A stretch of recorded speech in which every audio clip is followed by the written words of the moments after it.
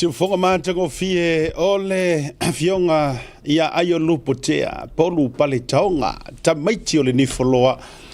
Male pesele na ile seunga lupe ale faseu maurumu. Le tamaloa mai tufuta foe ile ala taua.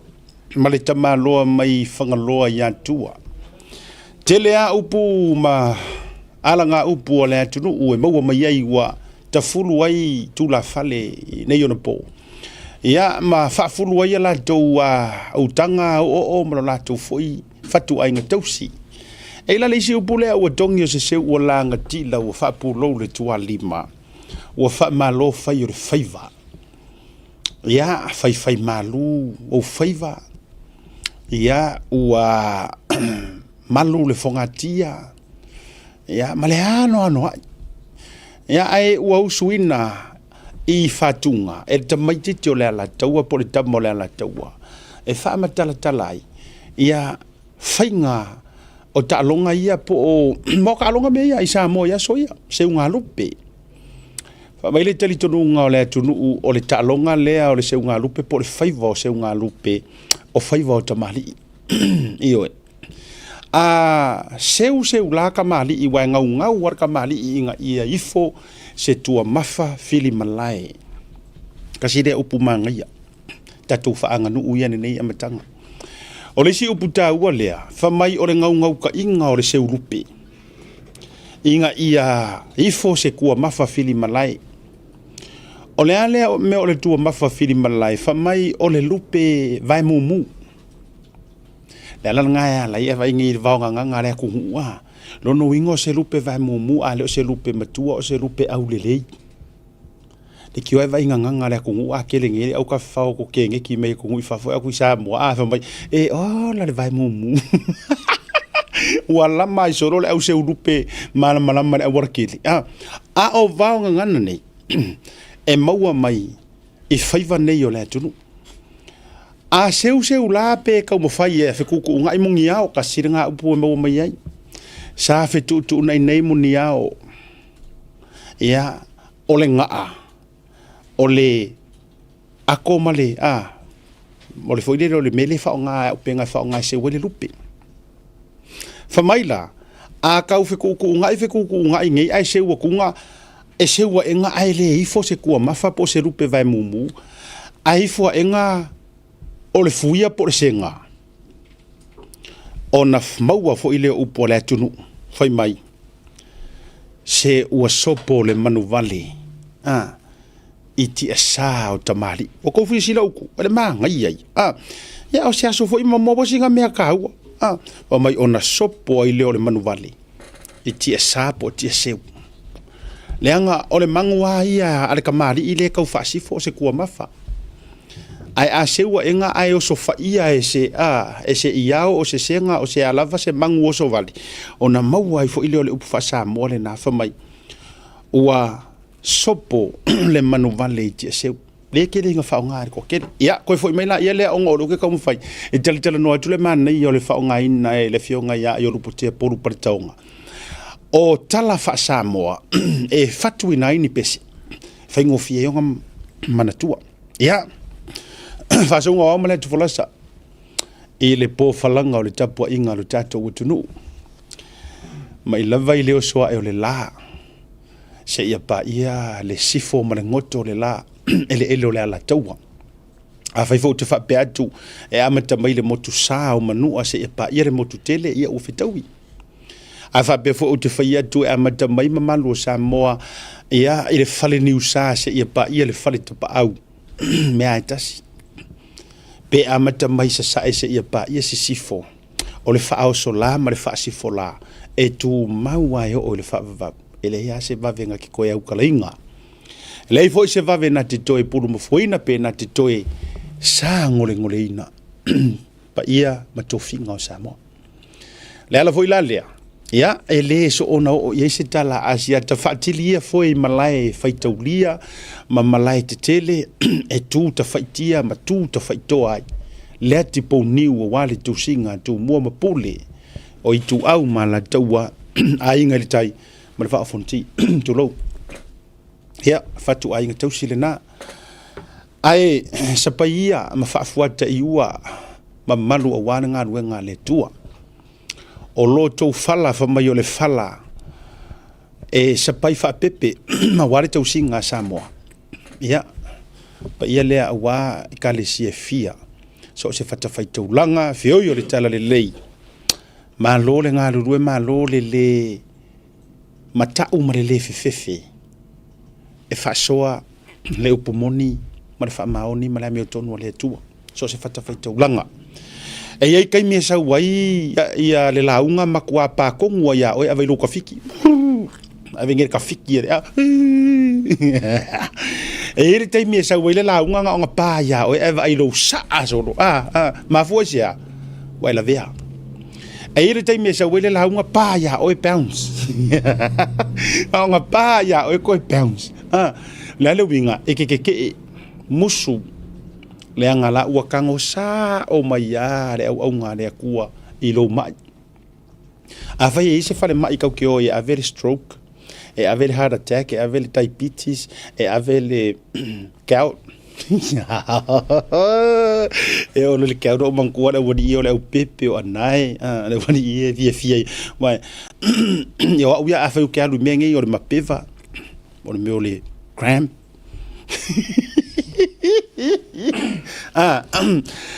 Ai a fai e iei se fale mai e mo o mia mo kako kingo fai kingo I le tino e mo o mia fo I le fo mai mo kako wanganga ko ke sira fia o le fo mai o kako wanganga o le upo le tua e tau wala mai le fola ina na au una fale mai nga o fia foi le kalesia le ke loku ai kalesia o au ngā le lei.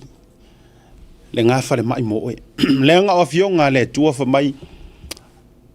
O a fionga le tua po tuspa ia umalava e au mai e au ngā e au ao e au ai e wha atonu e wha apoto. Foa ki responsibility o kuspa ia. Po duties. Foa. First, au ao. To teach us. Lua au ai. To warn. Or to corrected us. Fa'atonu. To lead us. Fa'akongu. Or to inform however lau e fa'akongu ai oi. Or to command us. Male last. E fa'apoto ai oi. To make us wise. E wha poko ai. Ke lo lau e, mai vaenga I e koru e wha. O le vaenga longa wha, e wha poko. Lai koe ka umai aer kuspa ia. O le lau kura mako launga le sankiangi. Sa launga ina ia le matou tofi le sunga e pasta whaftai. Malanga mai, o le sui whawhianga inga mai sini Australia. Ai sa tala noa I le poto. O lea lai la vea mai I mei e wha. Vai ai o iei. Kiu kenge I wha. Vai, sao. Timoteo lua. Timoteo lua. Fai upe. Lua Timoteo. Mata upe toru. Fai upe suma leono suma le fitu. Famai e au ngaya o i fa kongo fa poko. O le longa fala e fa poko to make us wise. Fa feanga fa poko kako. Kero e wo solo fia la unga ongo le fu fusiwa. Ya. Io. Wo solo fia la unga me sau amen. Wo solo fia la unga ongo fu fusiwa. O le me longa fala. O le fa poko kako. E fa feanga fa poko kako. Le ala karangoa mai i lor kusia faka oku. Fa mai Solomona a o le matau i a Yehova. O le whaavae lea o le poto. Po o le amatanga lea o le poto. Langa le ka uma i kusipa ia e la vea i mara whaapoko kako. E se are whaafia poko. E se le poto. Lono wingala o le matau i a Yehova. Pauwanga le meke whaia. Ka koufo ia o ka ko ia i le whelau koa i o mangaku malangonga ngei kaimi i whai ngā whiriwhiringa la lau mai isi le vālea o isi la lau mai isi pāki le vālea o kai o lesi pāki la lau mai isi sui whai pule le lea o onga o isi sui wha auriori o a uma ngei whelau koa e kasi a le poko la e kalangoa e kuspa ia whamai ngā o le e makau i le ali. A makanga ngā o le poko. Le ala fo i le alinga wakuru mako ku alalo o kou uma lea e ka penga i le whainga pāloka i ala vea kama lea i laudisi. Makau. Makau i le ali. E mo o mia e le atunuu ni whai pule mangi kai e ola maka kau i le akua. That's it. Pauanga. Mo o mia ngi ka ngaka ola maka kau. O isi mea, e wha o popo umama iawe. Ia, wa awhariwha. O lea sole nei, e lua tātou wha atatana noanga. Lua tātou wha atatana noanga. Ma o lea tātou tau mawhai e turi taimi lawa. Ia, se i tau wawai atu misa e te okay mai loa join mai le tātou somu i Samoa. O tātou sui mua i Samoa. O le tō wha e le tūla whale ali. Le whetalainga i a fiu wha o la tane poni whasio vasa. O ia le sui mua, leo le asu mai lunga le prokalame i le afiafi le nei. Mai i a palauli tolu. Sawa, palauli tolu. Lua, palauli lua. Ia, eo a whangu mela fo i palauli wakane lopo i palauli lua. Ai, o sui uma ia o le ao mai lunga i le afiafi le nei. O leo le aso o mai le fau ma le fau e palauli. E uma loa le whaatala noanga ma le tofa i le tūla fale alii. O le sui wha o lioli, o le wha atua i le atua sa mo watasi, le tō wha i a fiu wha o la tane, pori wha si o vasa. O ma le wha atalanoanga le, ona so o mai ei le ia i tua atu. O le tatou wha atalanoanga, ma le Queen of Savai. Le fionga, le Queen of the Fast in Savai. Le fionga, ia e le tamaitai, former Minister of Finance, former Minister of the Women's Ministry of the Milionga Project. Ia o i o le whaipule. O loo tūla i mai, ia palauli tolu, I think that one nei, tasi, wafkai misa sole. Palauli tasi, le fionga ia moripola ana rosa, molio. Longo winga la o kako palauli ia la asaso o mai, mua mai la le lua. Ia ona tau walunga lea. E le fionga ia moripola. O tato line up na o le nei fiafi. Ai o wha solo aila u wha malo se Italia le join mai o le tofa i le tūla whale lii po le sui wha o lioti. Ma le tua mai foi. O le tofa ia fiu po le fionga ia wha o le tane. Le tau te sila mai o Italia le taimi e join mai ai. O ia foi o lo o wha aululu i ai le tatou au lakapi a le tua Samoa. Toa Samoa. Ia le tautua. O le manaia wa o le tele o upu matala. O le tele fo i ofesili. Ia e winga i le tau mawhainga fo i ma le sāvalinga le nei fo i tamahali i pona nei fo i uso tulou. O le akari umai nunga o kako por kalame. Ai no fo le mea ngā le ngamanga ia le tatou tau te ia. O a mea ngengefu e mangingo. O a mea kaule kilia o le makua kilia. O a fo inge mea o le a whaapea ngisi o ngikua inga e whaamangingo ma whaamalamalaba. Ioe, o le whaataua le na. O le nei e fiafia. Misa o le tātou por klame.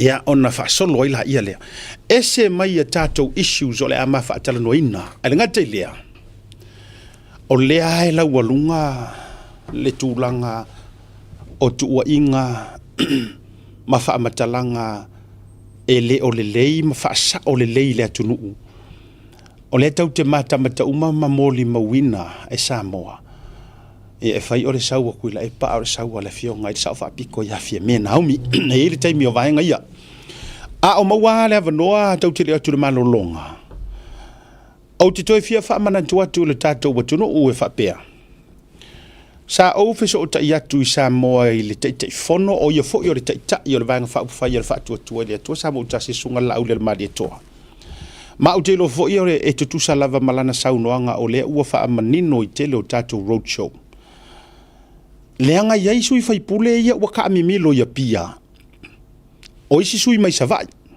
a o le kaamimilo solo ia pia ia pe kaamimilo so fo i savai ma faapea o latou e tutu o tasi fast tu lo lava e keli e to tele i latou e iai nei tangata o le tūmalo sa fotu le i nei tu lo lava langa wa velo ua lu fa mo sa foku le fai o matou so tanga ila mai si au sa foku le la ka fai meli mai o pisi e mana o telefongi anga lela ai ta o mai le ngo le la tu sui fa mai haru le fast o la vea misa e maua ele le tatou lola mo sa fotu sui tau va fa mo le se taimi ona e au mai le lunga le anga na o la vea lo folasa le o te loa ma le sui le HRPP ia timu ai ai la tu lo o ta ua ai ma le sila vea le anga mafuanga o vatua i lunga ona o le fesili mai ai na i tangata o tau ainga e a foi e fa pe mai pe o le sui sa o le ale fast nganga i fo maunga numero lua mo le ya manase msa fotu ngal fia mo ma ya wala ngai ta ku tatu kalafi mo sui uma o le la o te lai nganga ifo no nganga ifo misa mo sui ale tuto tasi lo te fai tuai nga le kasi ale sui ale fast mo o to sa fotu e o to manino ma yai fa mo mole ma e launga kasia uma ya makako ku malo uma sa ofisilia tu le fionga di tai e yai ngi kako la vea tu pa imatuna I think that's the one ia le na tonua so songi me kako o lo te tala no atu lenga o swafana ta umel tangata ia tia o la vea o fakula ia yes o le sui o le fast o la vea ai ta umai la ele o la folasa ele o la folasa e sele la vea le na ta umai ia ma o le ala na le o fa tua ina le tasi ale sui o le fast o mo la taleta tol malonga na le tasi ale sui o le fast o lo o tamo e mai i sa fotu ele ai fo ingi me ka o se ku ko kasi fa pe mai o fa ai lo ai o sa ngo mai kai fongo por tai tai o vang fa fai a me o le fast no so na le tasi ala le sui le o sa fotu ia ke lo pe ia sui le ia tu lo wa ia la vea tu pa i matuna ia vifo pelunga ia le la ko sisi le mai na uva kua langa ngo kango verify le information le Samoa ele ai la e na ole tasi ia le sui o le fast i to tonu o sa fotu ma e la vea uma ia e o ia vai singa ngo lua vai singa ngo mua nga e maunga kasi lua kolu so sava ia to ma sui uma e taua i o le mele o fai atu ai ina ia ua nei tai se ina le fainga o le palota ia ngaua iai ai vifo lunga le akor sui o nganga i fo maunga le tofa le matua po o le li o le tu ia la vea lau folasa e na o ia o fa nganga ia sa foku ma mangase po nganga i fo maunga mua e tali atu ai le faafisiri le anga o la tau le na faafisiri mai fa pe mai I think ia le sui lea ese mai a swafa fo ia la vea ku lo wa ka ursuf o le fa pe mai tangata io le fa mai mako ai nga pa ro kai fo ilanga a ku la i mai fast le ai pa wa le or sui or fast Le ngai pe no fa yatu au tu to tasio la fa le tele se ma fa so ma le atawa le nga o ngai foi vai kau o le aso eso esi per me la aso eso e lifi ko keli la aso eso e lifi e le fe kau ila nga ko inga mea pe ar kala fa fe au le nga fai tua a ele fast ele ka kau la nga e fa nga fu le ngol fast e kau sa ide ngau paloka and this goes for everybody ya ole ata tatu marolonga ale ko ai ko ngu yesu nga godfather I tatu officer mane fo suma godfather e ele fo tuanga fia vatu mo auto ye o paloka samo o fo kuanga va kusa wa tau ya ela tobia io ai se fo imel malolonga a tono fitau I male join mai ole tofa ile suifa oliodi ai e ele fo kuanga ka ua a faio e fa fo mai a ole ke saungi ke malanga mo fainga paloka e ia ile fo kuanga le lei mo oe faisa wipuki e we ker wisi inge e misier fo kuanga ngai e taua mo oe lau fainga malanga isa mo ta jotu malong fo mai san si o kamar fale mo se vali le lei e vale ka ko vale mo le sisi se fale mo I vali SMI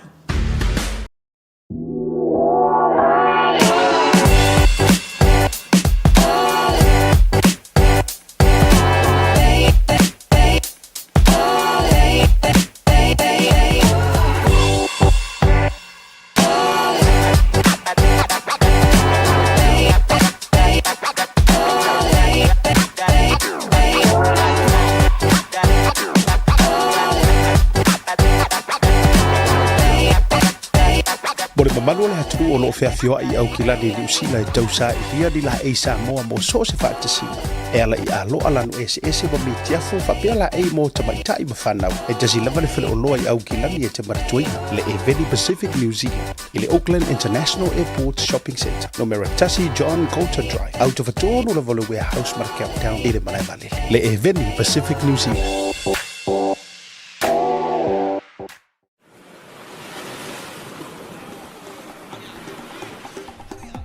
Soi fu manuia malangi ma. O lo ingo o matai a leota sinau mea tau whao. O a ua lawyer Samoa I nei mato officer o le WT Compensation Lawyers. Mātou te fisosoani tangata o a whaina mai ta avale, whale whenga luenga na superannuation claims. O le manulau ti o le mātou au nanga ina ia avele mātou officer e whai ma fisosoani I tangata uma o le Pasifika. ICR a wai tā ua le mato ofisa tangata o le Pasifika. A whai o se tangata e mana o mia se fisosoani, wala au mai tato ofisa nei Prispeni Australia le ofitu, tolu iwa lua wha iwa lima wha.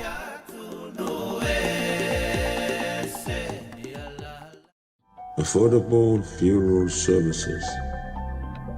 Whalemaliu, a tama whanau Samoa, tonga I Okilani New Zealand nei, o oe malo aiga. Affordable Funerals o le tani mo te miti ngā o le maliu maleoti. Miri mai noa o lua tasi, valu o noiva, valu tasi o, mātou te o atu I lau maota e tala noa. A wase tau whaamama a venga mo to e saunginga o le pele I te oe. Whakasau tai noa matangi a mosa I le mōpain o lua tasi, valu o noiva, valu tasi o. Po le Facebook, Affordable Funeral Services. O le lau mua, pusa maliu teu ina I mamanu Pasifika. Whapea so se ata o designs. E atangi ai lo lātou soifua mātangofie mo le la le lei au le lei. Awhisota I loa matangi a mosa I le olu atasi, malu o noiva, malu tasi o. Affordable Funeral Services tautua mo oe, maainga uma I New Zealand nei.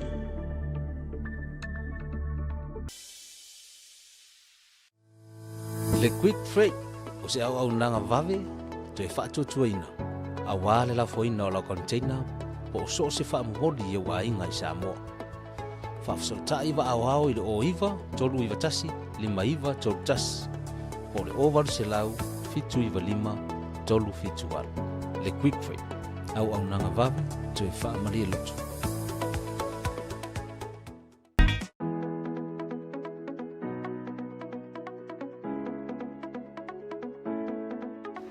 Hey, have you signed up with BlueNet yet?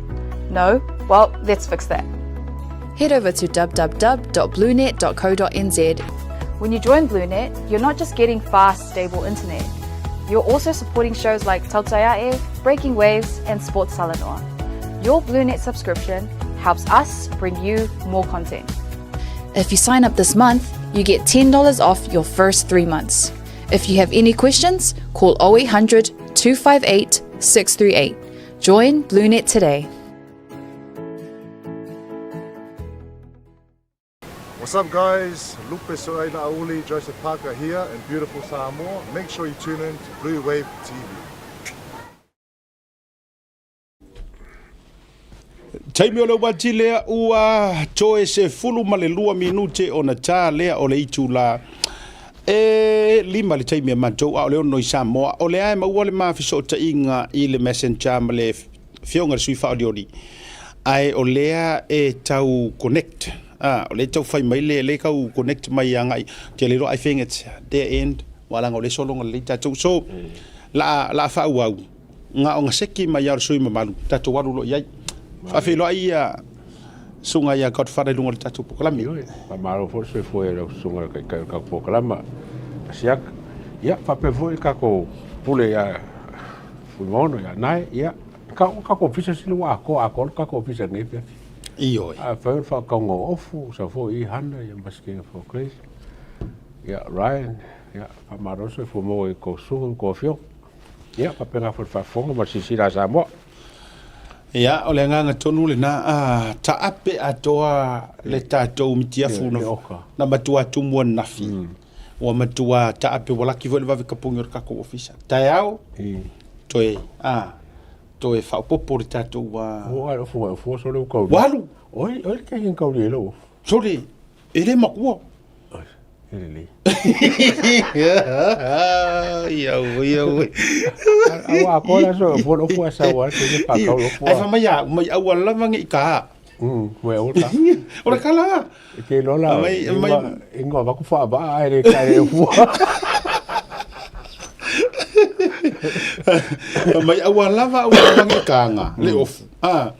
Ia ine te wa ia o kiri rola ia o kiri o malama o ia mea si danga ka kiri ioi. Ia kiri ngala oi. A fui mo mo mi chef ofu ka ko ofu wa ngabe auction. Ngabe auction.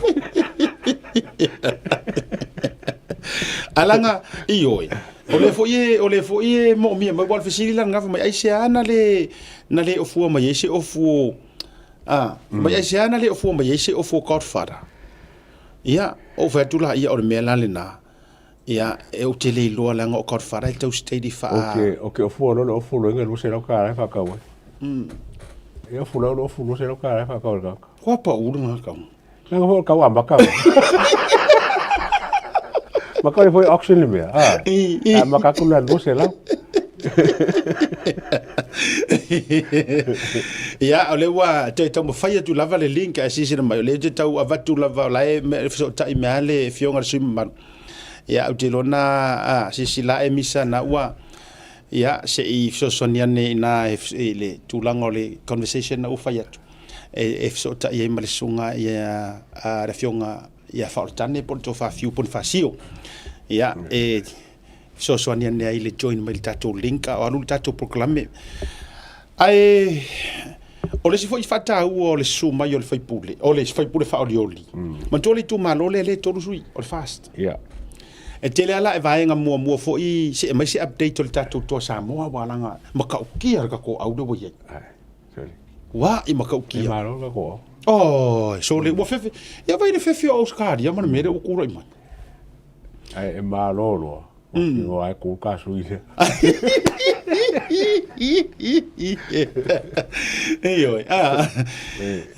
makua e sauro la pingi ro ka koukonga ya ko sui pir ka kama ya au talia fo ile tulanga o fisota inga e ye la utala na fai atu a fo mai o le avatule la peta inga le ma le fautuanga mo ta towi e o isa mo le fainga balota o le fautuanga o wa o le paloka a maka le vai sofo e amata le solulu a stofi pre-polling special vote ia male palota tele le aso falaile la le aso paroket.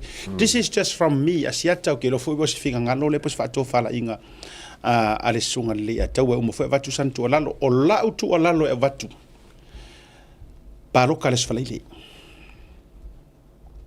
paloka les falaile o to ia malanga i Samoa leanga o le aso lulu mras kofi o kama ye moya fako afai kau alo les falaile les tona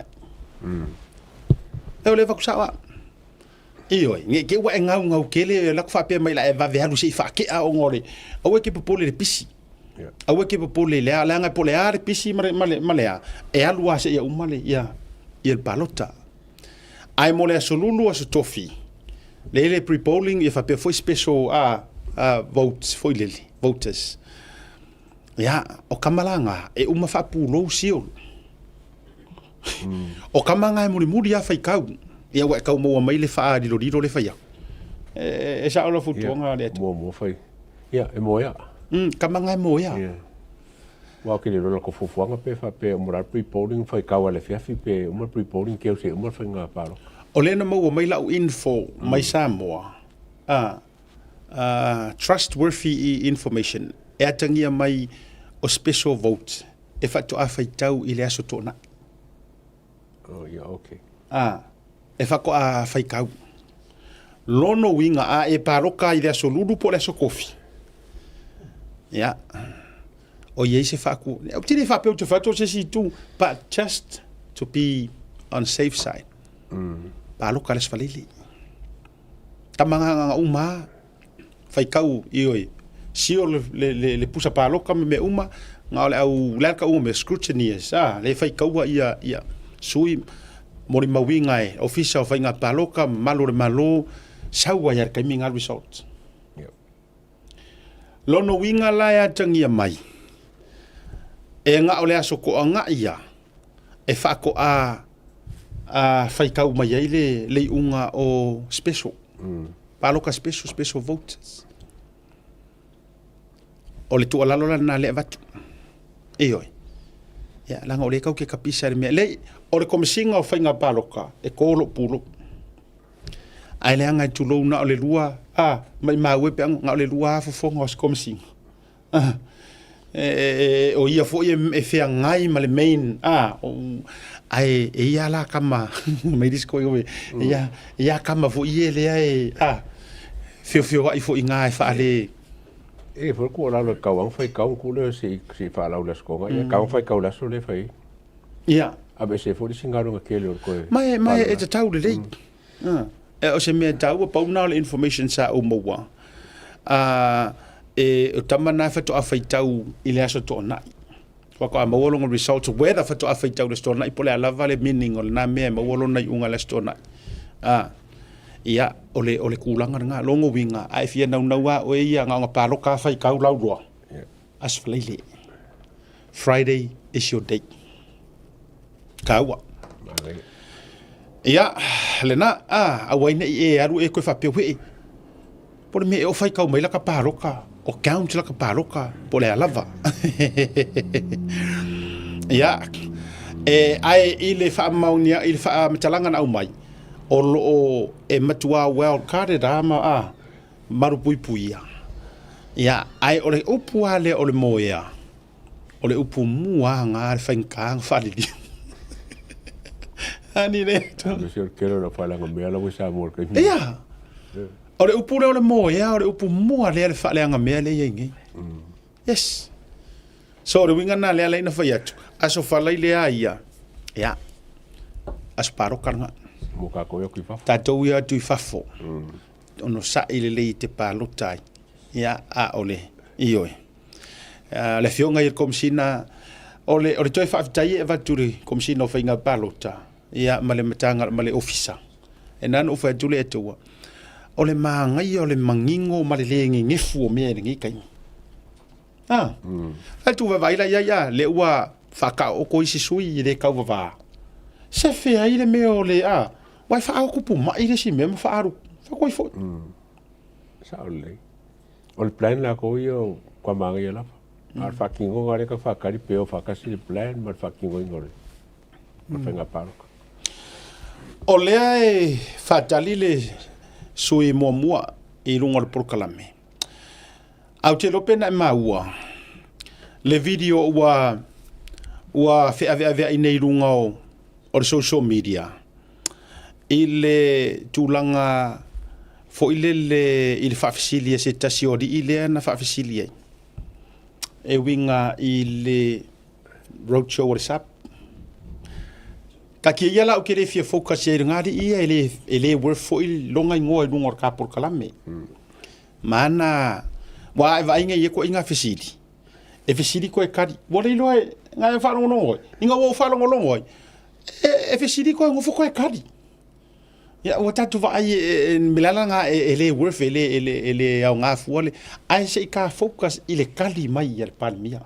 Po le palmia tausi. Ole asa u fonga o e kadia afia me e me se ola na fa manga ile vala lea i morianga ia ile vala lea le o mafua inga varo la ko fonga va se me se fa to fala inga o ele clip nga pele se uma na to se ile mai le au te lola e tau mo fai misa se fai ka connections ai sa no ai le pale mia po le fionga le sa fa pito o lo o va ia le tatu malo to sile nei time fa pe mai la o mangingo finally wa ya admittinga ele ola auli ngamari welcome maria for the first time wa fa long wa admit fa pe fia me le kala lea man ko inga le ko inga akuila epa ma mari mong ale la wa kalianga bo ngale la ele melia fa mai ele ai ele ola auli lea e ku ia mali wor kau ele le tari ia tu au ai ole molianga ona o lato fawina ni tala fa mai ora ko fawina ole mela le o kenge fu ia fia me mangingo ia fa makalanga fia me fa mai ole vale o me wala ko fa wa tau pule e fa tupu pe fawina ni fa matalanga e tua i ai pe a fia se kasi au so fai puli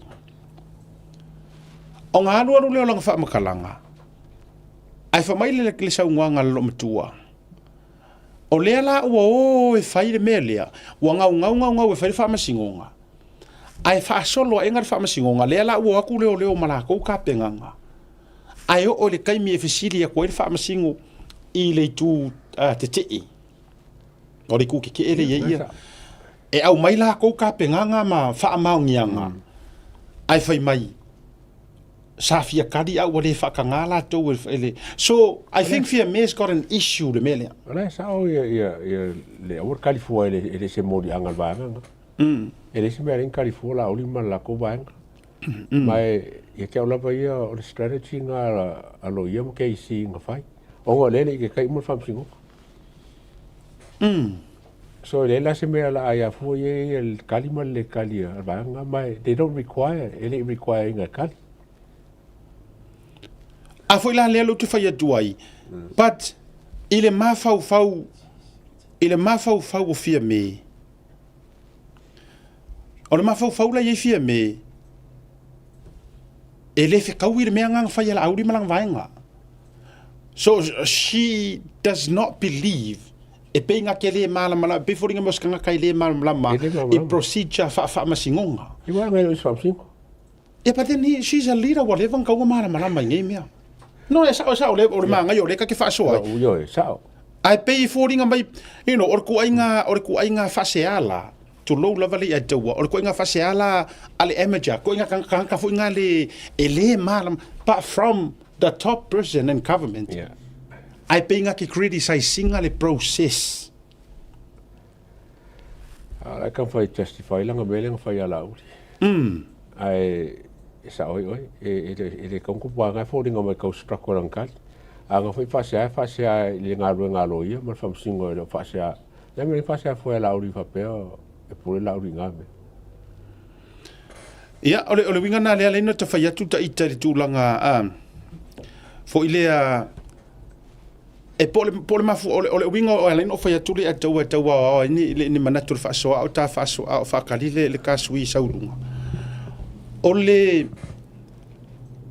ala ya kangia mai e au nga fa kasi langa le la fa longo le ko inga fa news lenga li poki mai e stasio o fa news fo ia ale radio Samoa mai Samoa le kongu ai mai ele ko inga fa ko fala inga lea na te sila fia le ko inga kala kongu ale lenga au mai fa mai ia o le langa mo le vanga kadi ai le fia kadi o le lo mai ai a te au e pe o le fa nga la fia me le approach lea o le wa fa nga fo ile le e ka wai kangaka e pala fura audi ia e ka mo mai ku so me ko nga le ke ka get to the point here o le ngo fo fa nga e fa o lo ka wa ma fa se tangata hey believe me if you feel over nga ye kadi ele o kango admit maka u kanga ka fa pe mai ia ona o ala lava o tu la fono ma o silfia ele lo ia le cases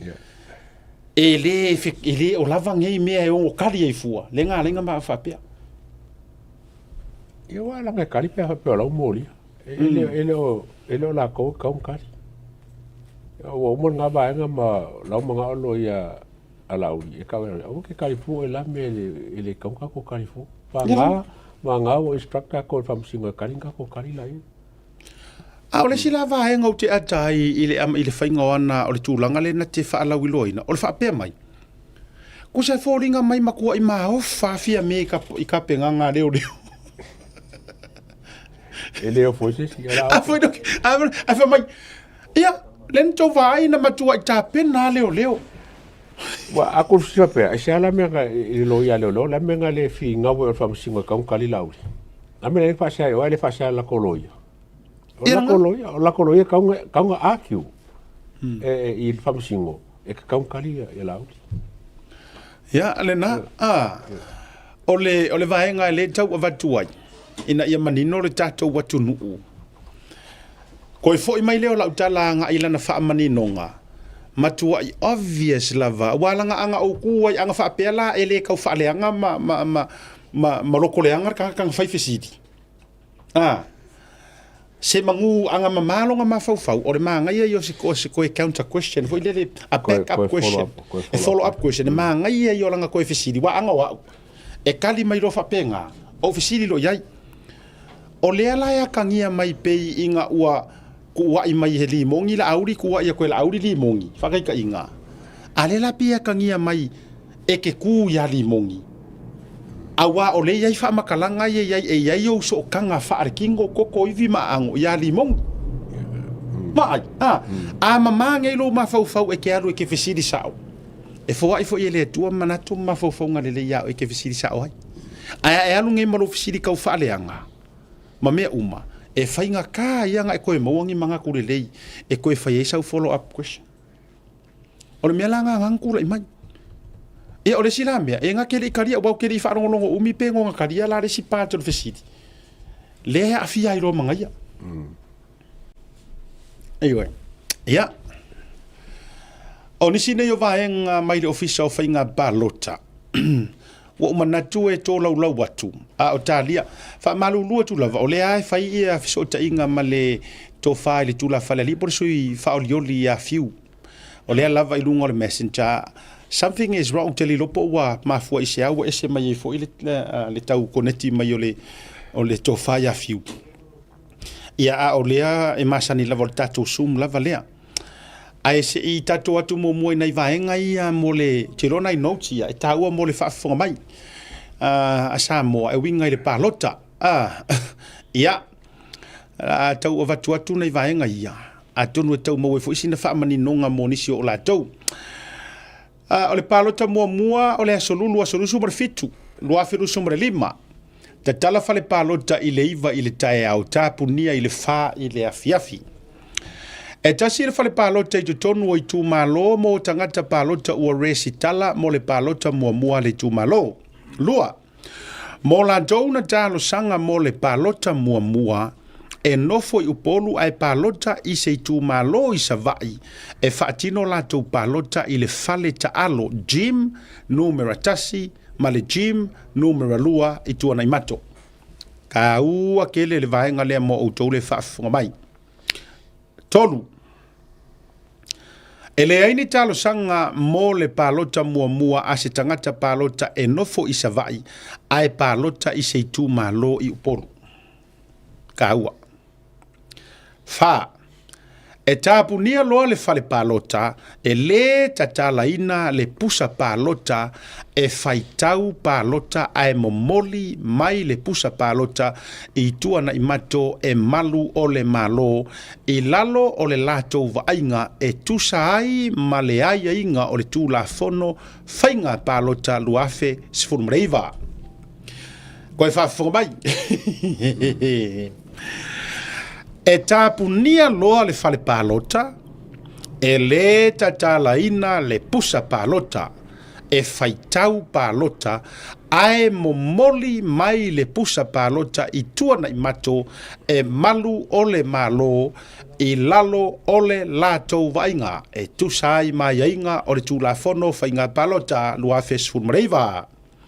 Faato a faitau uma palota mua i le aso e faatinoa i le faitaunga aloa ia official count o le fainga palota aso mua anga i le aso 5 Septemba luafe lua se furu ma le 5 longo winga o le aso lua fiku le aso lulu lua valu le aso kofi lua iva le aso falaile. Kolu se furu le aso koanga. A o lefa ko afaikau. Kasi a nga ile 5. Kaurang kada ngo mo le umur penga park.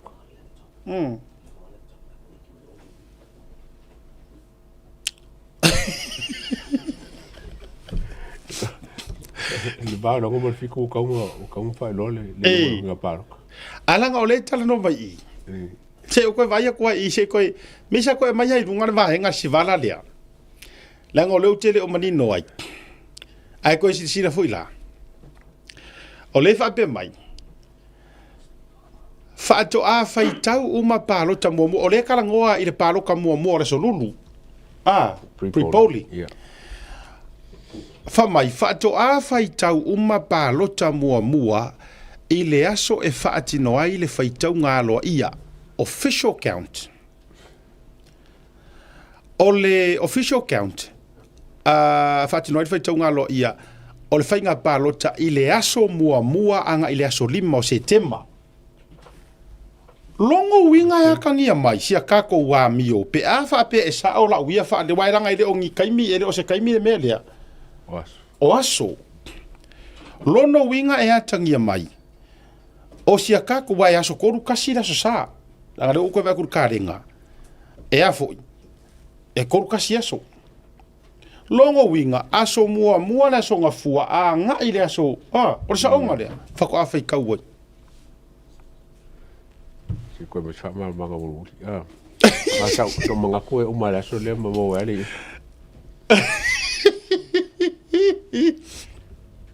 wa si sira mai o le official count mai le aso kasi anga ile aso 5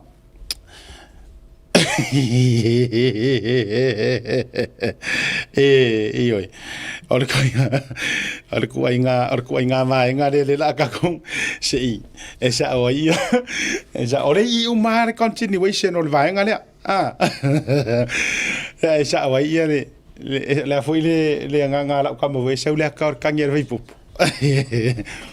mai se i ka ku la le urula si ka ku le urula ngai fesi u mio e fesi u ma ve ka bo mai Como singa penga para. Le anga o tātou pepa ia o le ama sa o kosira kung. O kama ia mai sa o fisa whainga pāroka. Ai longo winga o whainga pāroka kako. E pāroka i siwa yaso. Ngā ono le wari e whaila ko anga i ora ko. Ai whaafanga whia pepa. Ai pa mo ni como singa le pa. Ya la se ku mai la le se ku mai la le uru le se u ma ko e ka ko si aki ko nga o a fa o ku nga so ya wo ya se ka ko ku maroronga se ka ko ka muka ku lava a fa pe ole ale fe tawi mo taimi ona ole sita to fa tal noanga ole afa ole lima lo no wingo afa le ono te lo foi ai was stand by mai le ai si tatu tu malolonga si tau fai nei fisu ia inga ia ea ole tatu fa ter nonga mas I kau koe vai fa le kunga le amenga o ka ko pe vai mai sa mo ole ari sa ongo si tatu wa mio tatu tu malolonga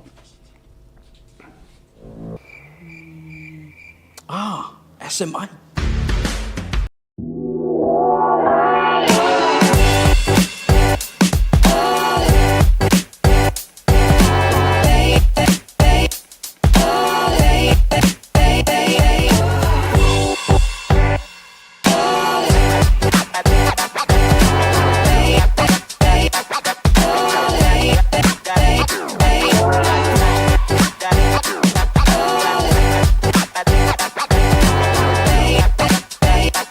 Malu le hatu o lo fea fioa I au kila ni usila tau sa I dia di la e sa moa mo so se fa tasina e ala I alo ala no ese ba mi tiafo fa pia la e mo tamaita I mafanau e tasi lava le fele o loa I au kila ni e te maratuina le e Veni Pacific New Zealand I le Auckland International Airport Shopping Centre no Meratasi John Coulter Drive out of a tono la vole warehouse mar Cape Town I le malai vale le e Veni Pacific New Zealand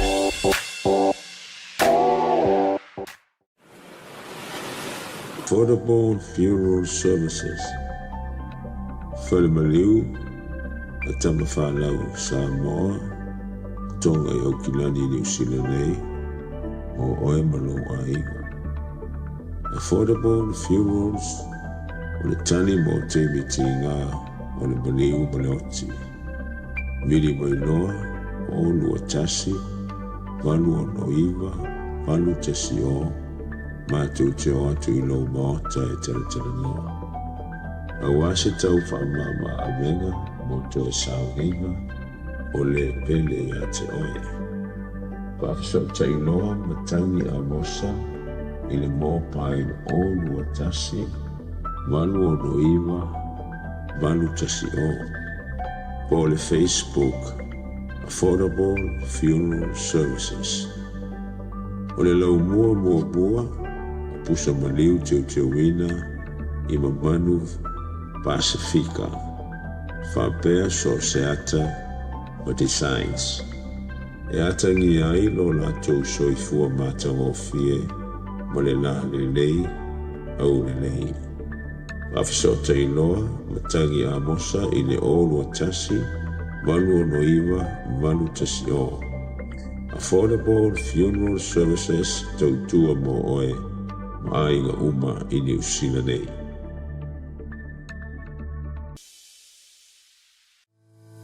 Le Quick Freight o se au nanga vave to e whaatutuaina a wale la foina o la container po o so se whaamuri e wa inga I Samoa.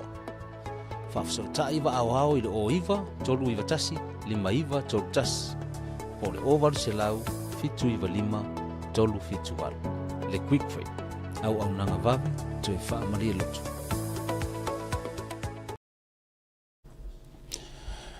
Taimole wati lea ua lua se fulu minute o te nei lei tu la e lima e awhaloa le lima ia ole a tātou me I loa mo le whaatala noanga ma le fionga ia moripola ana rosa ia ai o lea tui titia ia ona seki rola ia lea o le tūlanga I le fisoteinga ma le tō wha I le tūla whaleli I porosi wha o leoli ia fiu whaoritani o le aso o tuaitu o le whaatala noanga ma le fionga ia moripola ai na ona toe fa awa to tatu kala filia ona fa manino la ia ole o mau fo I fa manino nga fa faingo fie ma mausali mo tātou e winga sia kako wa mi o le fai kau kwa ngai o le isi la vaenga lea le utu ina tulunga tatua lu vaenga longa lua le o fai tau atua whapea palo tau au la sofraile le ala waka ko me ile sofraile usala le soroi valea a vai no foi upolu ai palota i se tu malo sa vai e ma fai lava ona fatino le palota i so se fale palota i upolu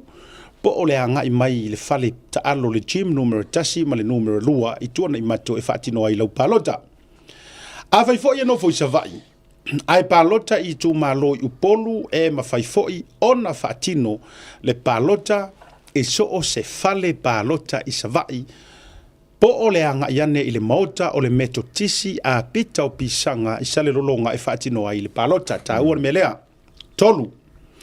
E tāpu nia loa le fale palota ona a mata loa lea o le faitaunga mua. Preliminary count fale palota ona a mata loa lea o le faitaunga longo inga whaikaua i arkaminga. Preliminary count. O palota le tu malo e moli mawina e le whailau tusi e suitau wa uma o i tu malo.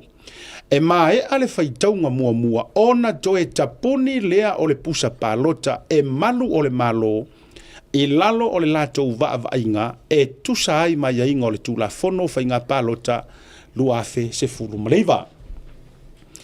O le aso to nai tolu se fulu valu i le tae au e tatalai nai pusa palota faapitoa le langa ukarangoa kwa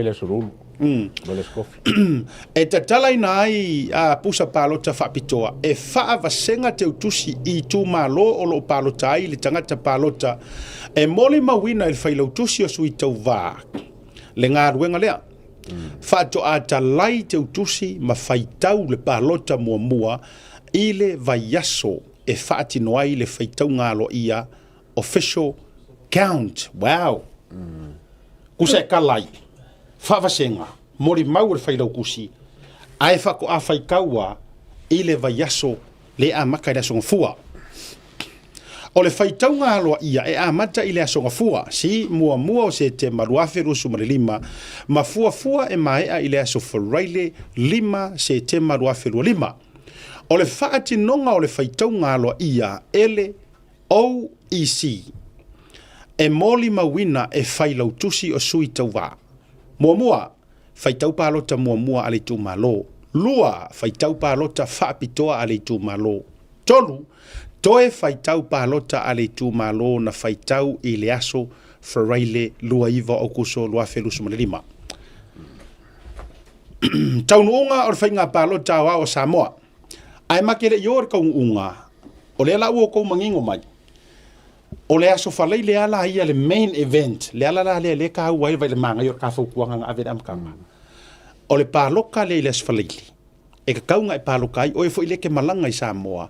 Le anga e uma whai kaua i lor kaminga. Whai kaunga mua. Preliminary count. O le whai kaunga mua nga alae moli mawinga e whai lau kusi o sui kai kasi o le kumalo.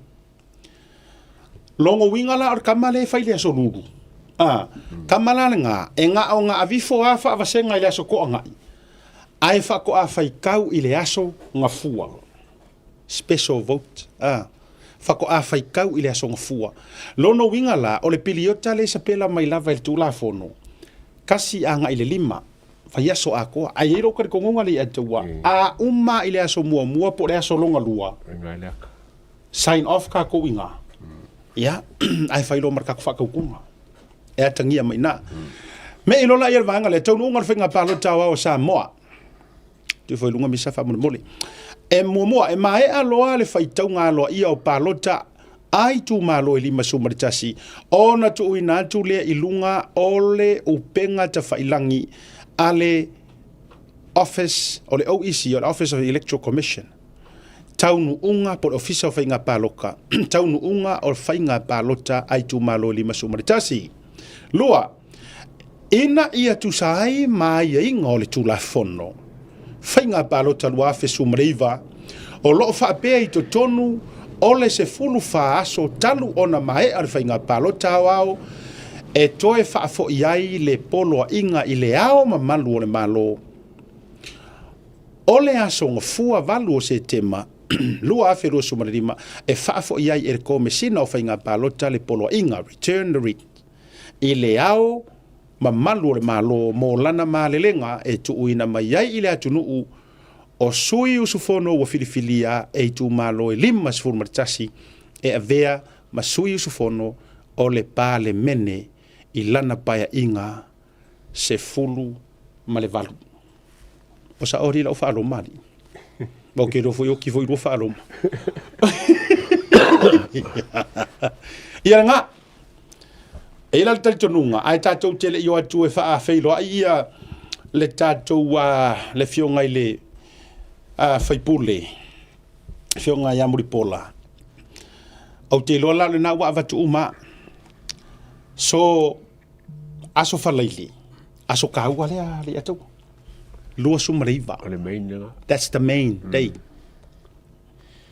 e la o scenario la vaku au ka ria ia tulanga ile fioma yo le fionga ya na losa ia po le fionga muripola o la o scenario la le fa pe le atu tata no ai nei a fa pe ngai la fa kai ngala ka fa ngala ia le fionga ya muripola e fa kai paloka a fa pe la muripola na rosa le tau va malausunga o oe HRPP le a tau o sap ka korwia sa fa nga ku ma ko ilungor ka ko programe fast anga losa HRPP le a tau sap asiata ai umar fai kau nga le so falaili le fai kaunga le e uma enga o le lola paloka ka kou fa kai ngor ka ko lola paloka e afe le ka ko ku malo a uma la le fai kaunga e sau le fai kaunga fa se lau di masfulu angarosa lua se lau fikus fulu ai lua se lau di masfulu ai koe paula ia special vote le ka wa ka kaunga ko rope fia la fainga ai le I fai kaua po ai la mawa because that's what it sounded like a faila o le lead angalosa ku lou ia le fionga muripola a faila e lead muripola ia ka ua I le lua se lau votes a o le special vote le fa karikari nga le limas fu Moi mo kai o e ka mo mai e ngara pe la close yen su le na tonua a fai e sau le special vote le fa karingei e la ikikia ku ngai lo le mele sili e ka ngaka pele yang ia vote special vote o le aso falai le tik le lo victory en sa lo kala fa ka wala nga e tawena fai lo palo tailes falai io inga ia mama wa iluma le va e mangu malo ai ia ona e vai vala ia lea e kere fie fa longo for fai ka un special vote wa foi langa la tu langa foi le lema tua la walunga ai afa pe mai o se ku langa foi le e se lau ko sa oleke lead ai limas furu lau lead ai sau special vote fa kari se lau ele ai la e mo ia e te tautari tari pela le anga ile lopo feongo palasi ia ia te lo agua mo statu so te inga misa pe saolea o le atato o sa o Samoa ia li atawa e ri tari tonunga o le ua tamua ia o ala fo ia ele ia la fu e upole tunu ele ia la fu ava no fa pende ia le anga ile ngana fa Britannia ladies first ia ia o le tasile nei o le moa fitalinga ma le anava ale fa to ile tu sa motas e avela la ko fa mo isu tamai tak ia atato wo fo upole tunu u fo mai fesili muri mai ya mo mai ia va ku fa ia longo winga aya u fa alo le connection a fiu se fa mo mai luma ia lana fe ngai ngale fionga ia muri pola ia mele te fi fa ilo atu e o mol tato so tainga tu sa mo le tato ilo fisa au tu fa tu le tu sa motas ia male fionga ile tamai tai fa pule fa olioli o le fa pule mautinoa sa tu e ve o minister tupe minister ploketi miliona fa malu le fa tu ile tu ta sile fionga ia muripola ana rosa lungo le tu ta ia ma lor se fo manuia fio maia ele vanga la fiafi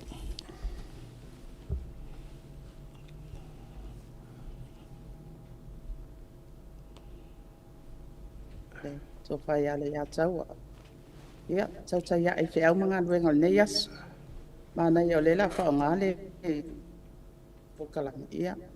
Mana te whoi o lewa ngā ngaifo ia le la, lor tau a fiafi.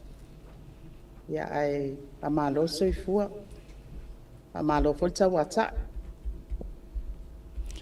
Ia, tātou whai whatalo whaileanga le leo tātou mataisiri i le langi. Ua vase unga so ele i toe, maua se tātou lau lungo le tauta ia e a ele fau lau fionga. I lungo le tātou a porukalame foi. A me se foi o avanoa ia ono le pisi i lava foi. O a mai lau fionga ile, tamaita i whaipole. Ia, a me se foi le mahe ai o le tātou roadshow. Ele nama le laina tele tu malo sa e sau no ai fo i tūlanga o ta o whaalawiloa o anava ma tā penanga ia o a mai la le nei taimina ua mai ai ona whilo i male tunu ulo fionga. Ia, wa e se foi le si malo si wha popo a si ata male ia taua. Mana tu foi le whilo inga mai tu malo e lima su tasi ia o se avan o pitusili on sa ua ila uia foi sa balinga mal fo launga.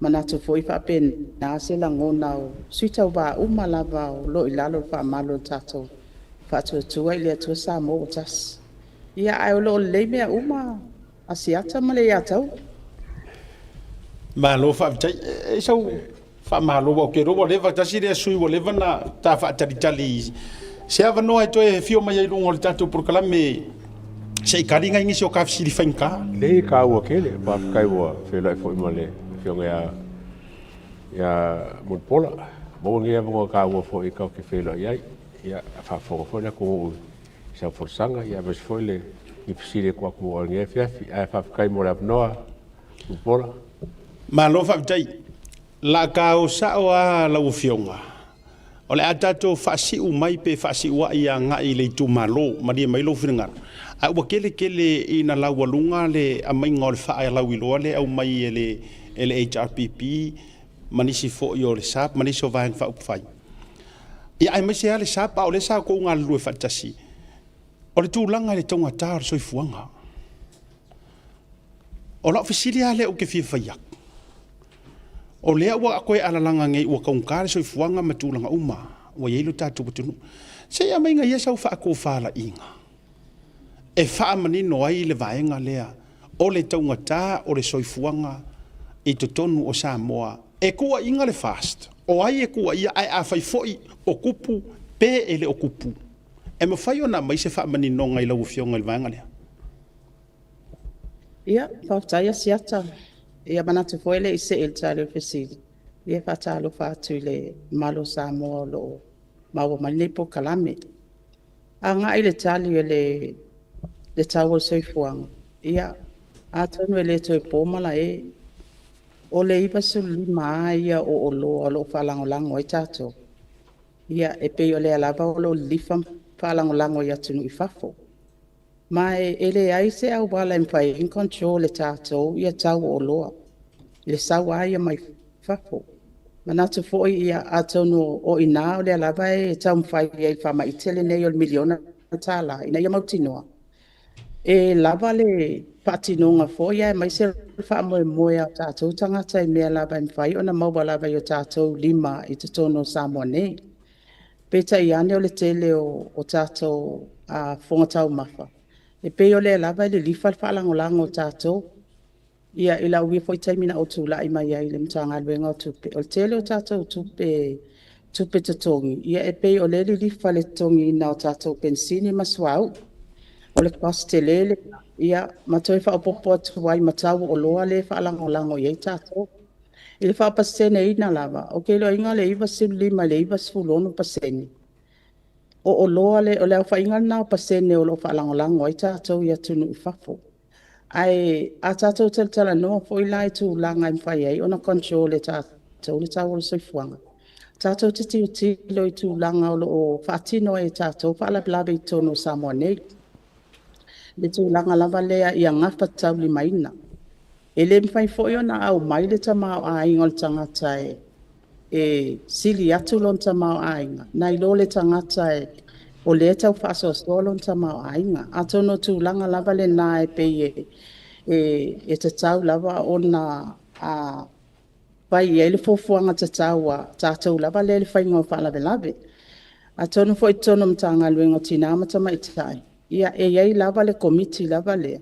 Ia e tau o le komiti o le olo o iai o mai te tonu ia sui uma o i tūmalo. E mawhai o na lātou tala noa i na au wala i mwhai e on tu fo i lalo i tau o sui fuanga. I tua i nul whatinonga lava le o tātou whalawe lawe. Ia e pe yo isi ba ainga le na asiata ne te iwa o military festili. Ai tele ba ainga e a fia ai le tau o sui fuanga. O le tele la bal pasene o ia ba ainga. Ia ele mfain control le tātou i Samoa nei. O na o tātou o se atunu o lo o wha amoe moe tele i atunu i wha. Ai pe yo a wala i e tau mwhai atu ia le tātou wha maite nei. Na ia mauti noa e ngawha tau li mai na i tangata Samoa. I mea lava i whai o na ia lima. Ia le fuafuanga lava ia mo le fonga tau mawhai. A lea a inga ma lea a inga. Ia pe se tali atu lea asiata. Whaautei lau whionga le tamaitei whaipule. Ia o le sui whaolioli whaoli tūmalo. Iai ia nisi o sui o lo tāpena mai sala whai mai nisi o vanga whaupu whai ua lau walunga lo lātou whaalau i loa ina ua matitiva sa vai. O oe o le sui mai sa vai, o lau whionga o le sui mai sa vai. Tu lau lava. E moni e pie le longo maali e le matu whaalongo longo atu. A mai se whaamaungianga o le whaamakalanga. Ua maki kiwar ka ko moku sa vai. Ai a whai e moni ua matitiva o le asona mafuanga. Whaamulmuli. Asiata mai whaafonga mai Samoa. O te leo lopo pe me whaavae mai ai la fonga ma ale sui le na. Ila uia ba ai fo ile mātou fo ia i tūmalo. Ia, o tele le tuanga tau mafu. O le fo ia o te ba ai le ba uia le tele o tau mafutanga fo ia e tele ina o atu. O tele au ba inga, ia, o fonga tau mafu o lai lava i maua i tono Samoa. Ai mai se o mea o ngā lulua i fo i tua i lau whanua ia fo.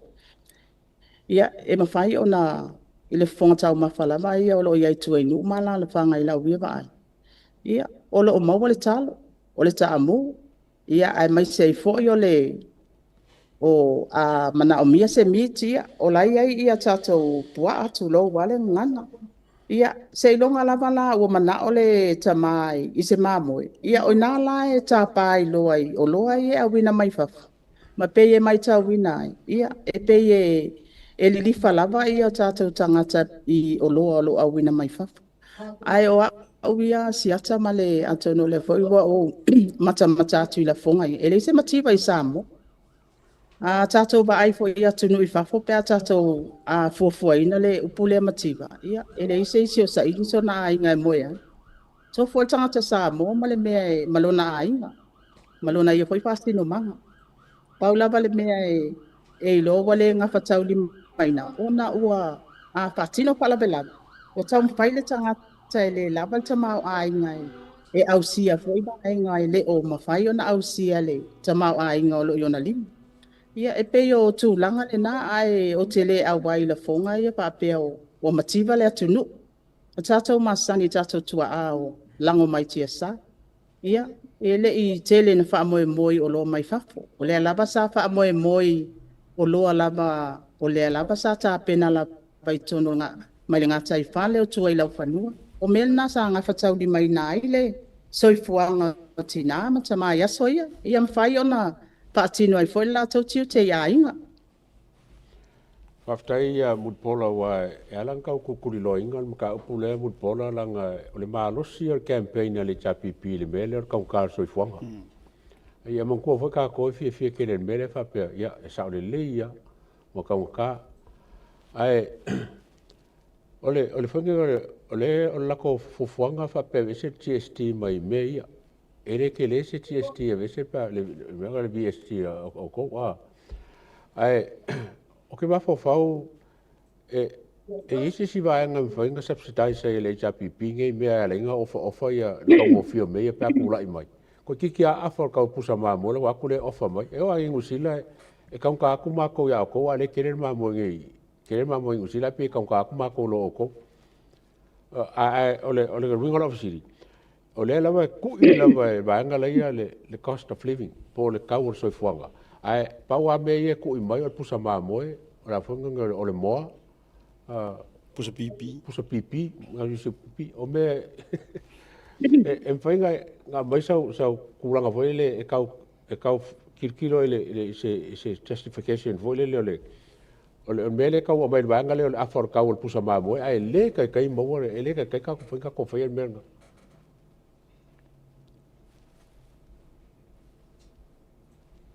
la no mai el va inga le o lo le fa mo mo ta to we wina mai fafo ai o le tali ai o fa fita li le nei ma le me o pepese ai el ta to le vai nga ia le isi vai fa o fai tang ta so fo o le o mai o bongi ia le ta to fa mai tele o ta to miliona ta la o le fo eu na ia tang ta so fo nga ile fa to tua ile painga malo fa to tua ile to sam o tas ya e fa pe o la ko nga ia ka o so fo nga le kolu le pakau sanga le sanga ia tuai ia le ai mai le fia tau sanga taluai sa tu la mai le HRPP so ia te aula ia o te le talia ina ba nga o mai ai a o le tali o le fakitau ma le tali o le ba nga le ai e pe o le PPC mai ai le HRPP tang ta so fuang ia o le una ia o tatou tangata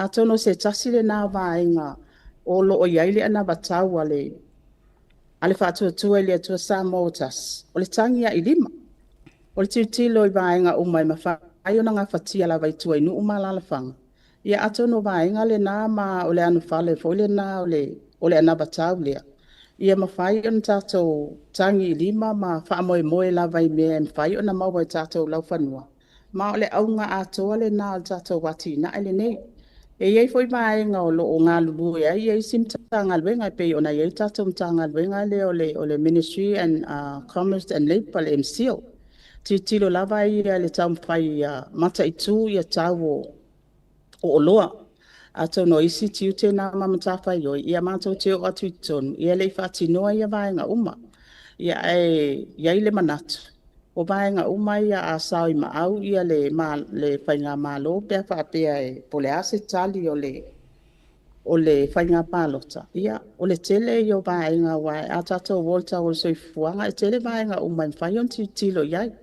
a pe yo ina e vatu e se whamatalanga a tato wha amoe moe ai o lua mai whafu ia e tato te talia fo ia tau o soi fuanga o lea nga i luma e pe yo se tali atu lea asiata male ia tau Mutpola ora usil foi le walanga o le bakere nga ruer ka kopa ki menge o la fumoa nga moa fua moa o fua avang foi fa fonga la kungu e mpov o le kali le nga al fisili foi le walanga le o feo fa e ka ko me o moa me o la fua ma nga fai lava me nga ko kumalo wa o le kali nga ka o kali me ka ka so fo la me le nga ai ma mo o le kere poa la me le nga ai ma mo la kere ka ko ma mo mo fua mo mo pofi ia manatu ale fa wina lo ma se setasi atono le la vasi si la mai le atawa ile ta mo fainga la valta to fa ma itene yo le ati na el miliona tala ia atono ona e tau le fa manino atu na mata mai alfa ma itele ne ia au mai ale tau fa se ma le tau fai fo ile fa ma itele ai ana malama ia le atu no ato le tulanga fo le tau fai atu ia na ia mautinoa e tato te toi fa te pale atu no ile mesa a mata mai ai ia sa mo ia soia sa tato fa mo i me la vai i me sa mo ia tato la fanua atu tilo fo le tulanga le ia i la fumoa ma ia ato no se tasile na fa ma ite le fio fo ya la auli ina utu la ai mai le minister o patoanga o le lava sa na ia vai nga ia o la fumoa ma la pua ia peta ia ane o le lava ia ile tu langa le ilu tau fo ia ma fa pita o li pe o le ia fo e faisi na fai tau ta fo ia o me fa panga ai mo ai au mai fafo Ai pe yo nisi na wa tina e te tele o le lava ua uma ona pa'ata'atia e tau ona wa i le taimile nei o lo'o iai ia le fale moa o le lava na talaina pa'apitoa fo'i ma le fale loa nei o Frankie ma o nisi na vaenga o lo'o maitauina e mawhai ona whaalangolango ai tātou atunu pe ale leilo na whaatinoina e le ngata fo'i lai moa ia a o meo pua tonu fo le tau te sila mai o le tau o lo tele ia le pua a o pua ta loa a o ina e tātou te le lifa ia le tātou meet le tātou tele ni tātou whaalangolango ia tonu i whafi ia e pe ia mwhai o na substitute tātou ele tātou a ano le o pua ia e pe o vaenga ia le ia taua masiata malo whaftai lau whionga le tamaita i whaipule o le leisi vaenga no vai atu i whaalau i loa au mai le sap. Whamaina o atu i tutonu silia le piliona na i talafu. Samoa. A leanga ngā lulue mai ai lango le upula e tau ave i tangata o la tauna ngā lulue ina patu i lalo. A ma le fitu se lau valu se lau. Le pa u mau lalo le i talafu. O lea la tau te mua awina o le fasili tu sa o ionga ngā luenga ia. Ai e whaamaunia e kala whea unga leo o le sap, la unga me ta upu lea. Ai o le whainga malo o le fast. Lea nā fua o le sa se e tutonu mai le amatanga o se mingiska o tupe tono le turu. Whaina sa unor vangale. Ea paftaia siata. E tā ual malama le tātou atunu. Ina o tū lai mai le whainga malo le na tū lai mai i lalo le whaamalu o le whaatuatua i le atua Samoa o tasi. O le vaenga whaapu whaile nā tū lai mai taitai malo i le lua orua tasi. O mai lava ina ua whata api. O lai lava e tū lai mai tātou vaenga whaapu whaile o le whaatuatua i le atua Samoa o tasi. O afo i la tāpenanga uma mai lava lua orua tasi e tau ina ua whata api pale mene. O vaenga te tele na au sia le whainga malo le nei. E o mal teimile nei, lua sifuru mātou, sa a mata lua o lua tasi. Ia, o le sa a mata mai ai lalo wha amalu o le fast. E o mai le aso le nei le a taua masiata. O le alava i le fast. A le ale vaenga isi vaenga ia sa mata o a mata fatas. O fast mai lua o lua tasi. A le wa supo le teimile nei. A le ala wo ala langa. I vaenga sa mato ngā lulue ai. Ia, ili ai tā lafu lava ia. Ia, o putu sa o asiata male ia tau. E whai e ka lafu le cha pipi. E tongi ai tā lafu fast. O putu sa. A tau no le foto sila mai. O le alava i whaatali li poteo forensic audit report. O le whaatali. Awa o nisi nā o vaenga ma wheo projects. O le sa whaatupe ai tā lafu ia. Lea ia fo e whaatali le teimi nei, e peila o lau whaafsili asiata. Ia e eilo taltonunga. O le vaenga whaapu whai le nei na sawi ma aulo o lua tasi. Lea o mal teimi nei, lea ngā luenga ia lea o mwhai o na ausia. O le vaa venga ia le tūlanga lea o mai. Tolu i le afa i le whātau sang. Ai mawhai o na tatongi ia le eita alafu ma le tasi te si malua biliona. I le fit se lau miliona.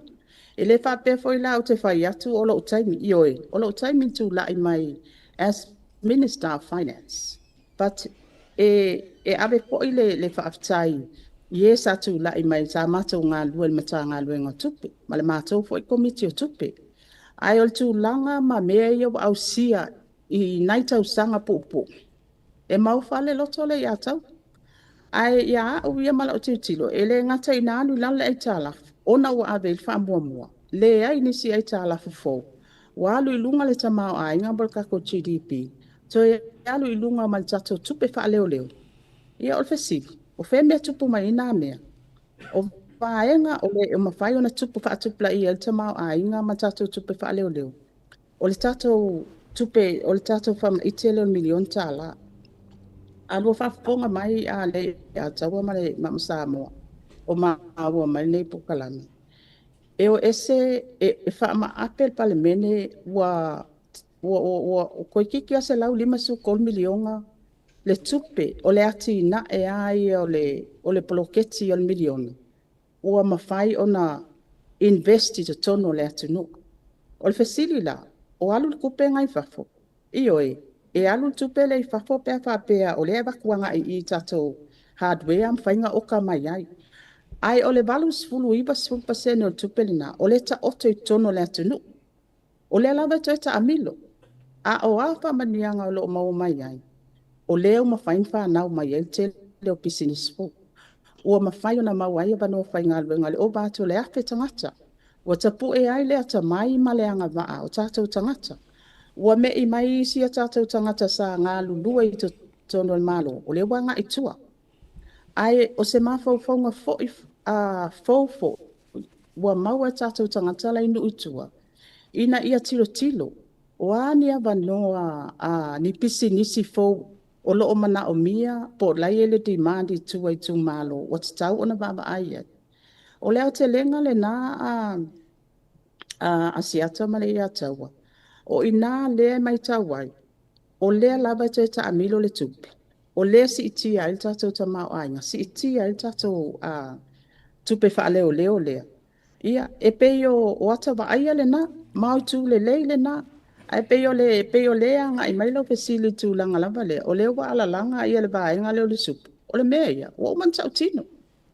Wata o mai an tau tino sora te malo. Wale koi fast. O lona winga. O mea tau tino ai el fast. O ai ta atia mai ia mato lo whaua wina. Lea lava tau sisile mai. Leo toi sa valia. Ele vaeng wha upu whaile. Lima sutasi tu malo. Ai sea. O le vaeng wha upu whaile lava lea sa a mata mai ei lua o lua tasi. Lea lava fo iwa ta pena le sa fo lau mo le lua o lua lima le palota. O le fast a leo ai. O lea lau ke le ilopo la me o leo ai. Nga i elma e ngala e tā pena isi ala tu. E peio o se whamatalanga atu lea asiata ma le atau. Mulpola nga ka ue lau saunganga le ni poki le audit report. O e sa i le kulanga le miskao. O kupe a le fo sapa ke kirka ko whenga malo le milionga ka la konge la ko su e kusinge. A le me fo kaswere me o lea waku ye maka o le kungu i fafu. Ia mai ngā fo i Samoa. O le aso si le fia wale inga le whaia le wale inga koso umi whapenge le la aru le konu ma la whakausanga o koso le mga upu lea. A lame wale inga le aso si le fia lame wale inga le whaia. Bāna i si le ataua. Ina ua o walu ese ma le minister o tupe. I le aso muli muli ina ua te suyai i a mato tūlanga minister. Sa okola ina ila o li poti lunga le kapeneta. Le li poti lea, o li poti o ngā luenga whaawagu. A o mai i ai fo i le minister fo o le la whaawawina le tūlanga minister tupu. E sau whaawagu. E ia e la mal tato forensic report. O te alu e seu ia ma le matanga luenga tupu. O leo tatia tato forensic report ua whaamautu ia le vaenga whaatino ina le audit. O ke topa foi la tau sanga le na e te tau na umai. O na mwhailola e o na fola le. Au mai ia le poti luma. Peita iane. Ia. O le lava e o malitaimi le nei na mata o ese lava e le ima watu li poti. So o le lava e tu fesili. Pe aisea ua le mawhai ai o na whaasoa li poti le taimi fo i le ua mata o ese ai. Awa le taimi na o la lava u whaatino ngā luenga o le forensic audit. O na sa umi le taimi i le whaatino ngā fo le procurement le malo. I le sa ilinga fo ia wa sa bid i tua le ngā luenga. Ia e tolu le wha ia company fo o le sa bid mai i le ngā luenga lea. Na mai an whaatino le evaluation. Ia toe tatia mai o le lua i whai e le ilo ilonga. E umai fo. Tasi le o whamania ina e o tato bidi o New Zealand. Ia, lela sa mwhai e loa na whaatino ngā luenga. So, e o mai le taimi nei, ia, o lela vai e tau te whaafonga mai fo. E telefoina mātu i mātou pōkalami. O lea ia iala o mautinoa, ua umanga o ngā iai poti. Ai, o te lei loa po le almafua anga ua tāwhio fia li poti ai le whaasoa mai. Ia, o nisi nā vā e ngai e iai le wha moe moe. Ia, a tonu e tele lava nisi vaenga i whai o na toe la langa i lunga pe a whape sau i maau ia le pe a mai al tātou whai ngā whilwhilinga. Ia, muripola mo le whisiri mo e. O lari kera mkanga wenga umanga ngā suesu e ai kere i aluesi. Mai le forensic audit le. Ia, e mantua fo ia le o leo whai ngā ia o project. O le sa whatatia i lunga e taun whai suesuenga. E luas fu lima ia tātou wati nai. Ati na ia sa watu whai ngā malo o le whātua tue le atua sa mautasi o whei o projects ngāma projects. E wa ai fo ia le whai ngā malo po o a e whai suesuenga. A wa fo ini le sona tāwe mau mai iai. Ina ua bid la le ngā luenga. Na o sifu tolu ia kako projects o le ngā piki e le tātou o le tā lea. Le sa whaatino e lato ngā luenga. O le ala e to toe le si vaenga. O le i whaatino a i se ngā luenga. E pe o le tūlanga le nā ea fo e tali atua i whaafsili le ataua. Okay. Usa lusu lima sfulu le sa whaatino e ngā luenga le tūpele nei. Ko koe i muripola le whanka ua i le o le ke fia mako fia mamla foi le i lau sila fia fa miska o kupe. O le ua le inka ko baila au me fa le fiva le o tanki fiva. O le ingi me testa ia mai. O le ufa longo o le inkupe kongele le au whinga ruenga. Oa koe ngā me mwhingwha ngā ele emergency funds ale kungu a le wa sioki umangei mea a le kupu wha mai Samoa. Ele o wha ngā i le kupe le wha leo ele kungu mo wha lawe wha fuse whapea. Ia, so se whai ngā malo a caretaker government. O le luas fu limpa sene o lana paketi atoa. Ia e te tau na wha ngā ina. But e anga i lawa i tato essential service. A tato wa aila le denki fiba ma o se tūlanga o ngā tau na abe i wha mua. O paenga o leo mai tau watu. Ia ua to tele ia le foi wa ialom whanau ua foi wa mali liu. E la very essential service paenga ia. O le me abe i wha mua a so se atunu. I le tūlanga le i le paketi. Ia le ngata foi le o au nanga ai o le whaatino le teimi nei pe o na iai ia le mtanga luenga soifua malolo ina o le tongi ina o tangata whai ngā luenga lava ia o mtanga luenga ia o lo ia le teimi le nei o lo o mana o mia lato au nanga ia e mai sei foi o le whai ngā pālota ia o vaenga uma ia tau o nā lui e tatou lusu limpa sene o le tatou paketi ia e pe o le mai tau atu ia o le tele lava o au nanga ia o le wa alanga mai. O le wa pei wa le lava le whasoa. Malo whautai. La ta me i le poloketi. Sa tau alanga i le pae inga na tuana i atu. A mai le pule a Samoa malitu malo leanga o leo le a whatu lai se mea matau tia e le itupu mua. O le poloketi miliona. Kau make umai le eke pe mo inge mea. Ia. Lena wa itino Samoa i lona whaatino ina o manuia le tele o ainga. Ia o nisi fo ia ainga ia e fiwale timu fo e pa ule sami e le maali li lava. A o lea la ua toi au mai le anava ma le whaailoa i le atunu u. Sa o kou whaakokua inga le milionga, lea la asi ilunga le 2 miliona. Mai so fina ngano lau fionga walanga ele ngata sa e le tupe le amatanga. Ainga e mei mai foi e minister o le miliona ma le poloketi. Logo winga se 4 miliona e maua e loku malo i le 5 tausanga. O a nisi o vaenga e mawhai ona e saunoa. O le a ave i ai le sila e ono tapu e ai a inga mai tu malo te itasi i le whao ngā ina o le poloketi le nei o le asiti e le 2 miliona. Awan moli. Raftai siata. O le mātou i tū mālo e ono na nu. E ono la whanga o le whaua i le tū mālo. E se u māmana onga. Ai e le mātou project a whai whaatasi a le tū mālo. O le wa uma o na ave foi luma le tū mālo o tau sangtaluai. O le foi wa mai le lato i oenga. O le mātou market, mātou central market. e tapu vai tasi mai le tu malo o le mātou fo i vai ngā taula ia e whai asinga mau mai sa longa ai o la ua mātou tā pena wai ai foi le whanua o le ua umana wha amatu watu e whau ai le mātou maketi o le maketi foi lea o le mātou vai ngā taula ia mawhai o na mātou tā o fia mai tu malo lai utatu sāle ngā tasi sāle ngā lua ia mai se voi whale alupo a waianga i uma mai lava pasi mātou o ai salonga. O le tāua la o lea o ia tina, o uma o na o maile i o enga le tū mālo. O se atina e mautinoa o le a tūla i mai eini sipisi nisi fau. A o se no foanga i mawhai on tapu vai tasi mai ei le tū mālo. E ilumala le awala le no foanga lea, e whaasanga le sami o mea tau nuu mai ei wa whaangota. Ia, o le mea foi le nā e ta awai o le maketi tūtu tonu le tū mālo. Ia, o le mātou tū mālo fo, ia, ele lei lava le tū langa lea mea tau lima. Ia, ele tau pōmala ia o le siapo, o le iesai, o le ietonga. Ia, ma mea tau lima. Ia, o vaenga umaia, ai, ese mana o ngā nuu taitasi. O la ubia foi bavai, e iai ia mātou nuu o le lato lu i tau al teimi nei o suavai.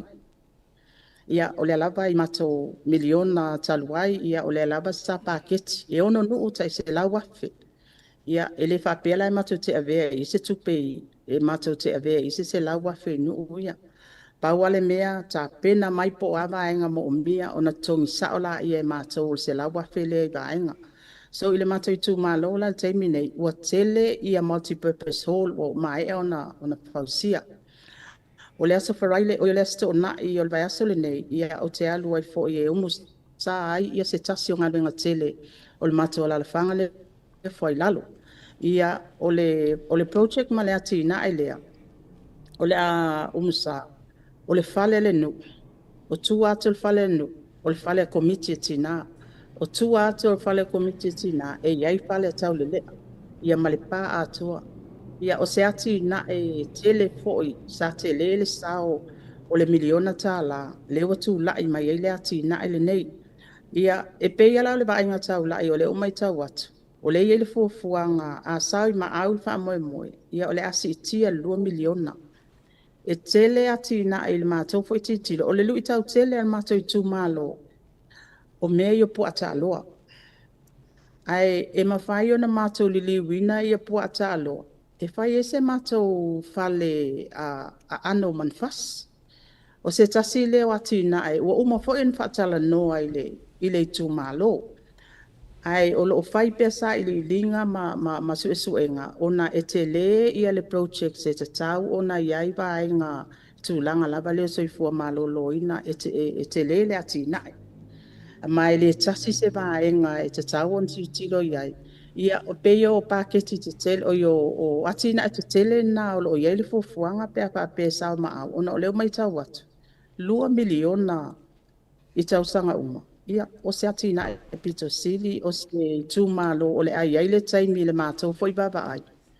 O le a le tue mana o mia ai e tū malo ia vai ngā tu pepe a o lava le taimi ua mai a uma ia o na whaatino ia mana onga ia nu taitasi. Ai pe ona i vaenga le nā a siata ma le a taua. E tele ia vaenga mai whelanu lanu wa e fo i mana o ngā nu taitasi. I vaenga e tau na awe wha mua mua. O mātou fo o ia le mātou pito. E tele ina le aini a fo ingi accommodation. Pongi hotels. O lona winga e mana o mia e mātou tilo po a vaenga e te tau na awe i wha mua mua. O i nā lai o no whai o nā whaatino ai ia le vai ngā tupe leo uma o nā wha matu es. Malo whaatai tele. Nā ona au fia fesili a wālanga o fesili lava leo te whai ai isu i tau wā o lo o awhiwhio mai. A mai se lava i a tau whio ngā sāpale mai i le paia inga lea ua whaata apenei. I le tūlanga o le whaonga ina o le miliona. I tonu lava o le tu malo ia se ia mai nei vaenga la ufionga te lo le nai tu ta ui si vaenga la musa ana ni so vaenga sa fa pe ona fe ia le polo fa so soina ua manu wi ai a fio anga te tasi o lo tu malo talu mai ona fa vaele miliona le tasi miliona le sa amata mai na ua tula i whatutu i le tua samautas. Ia.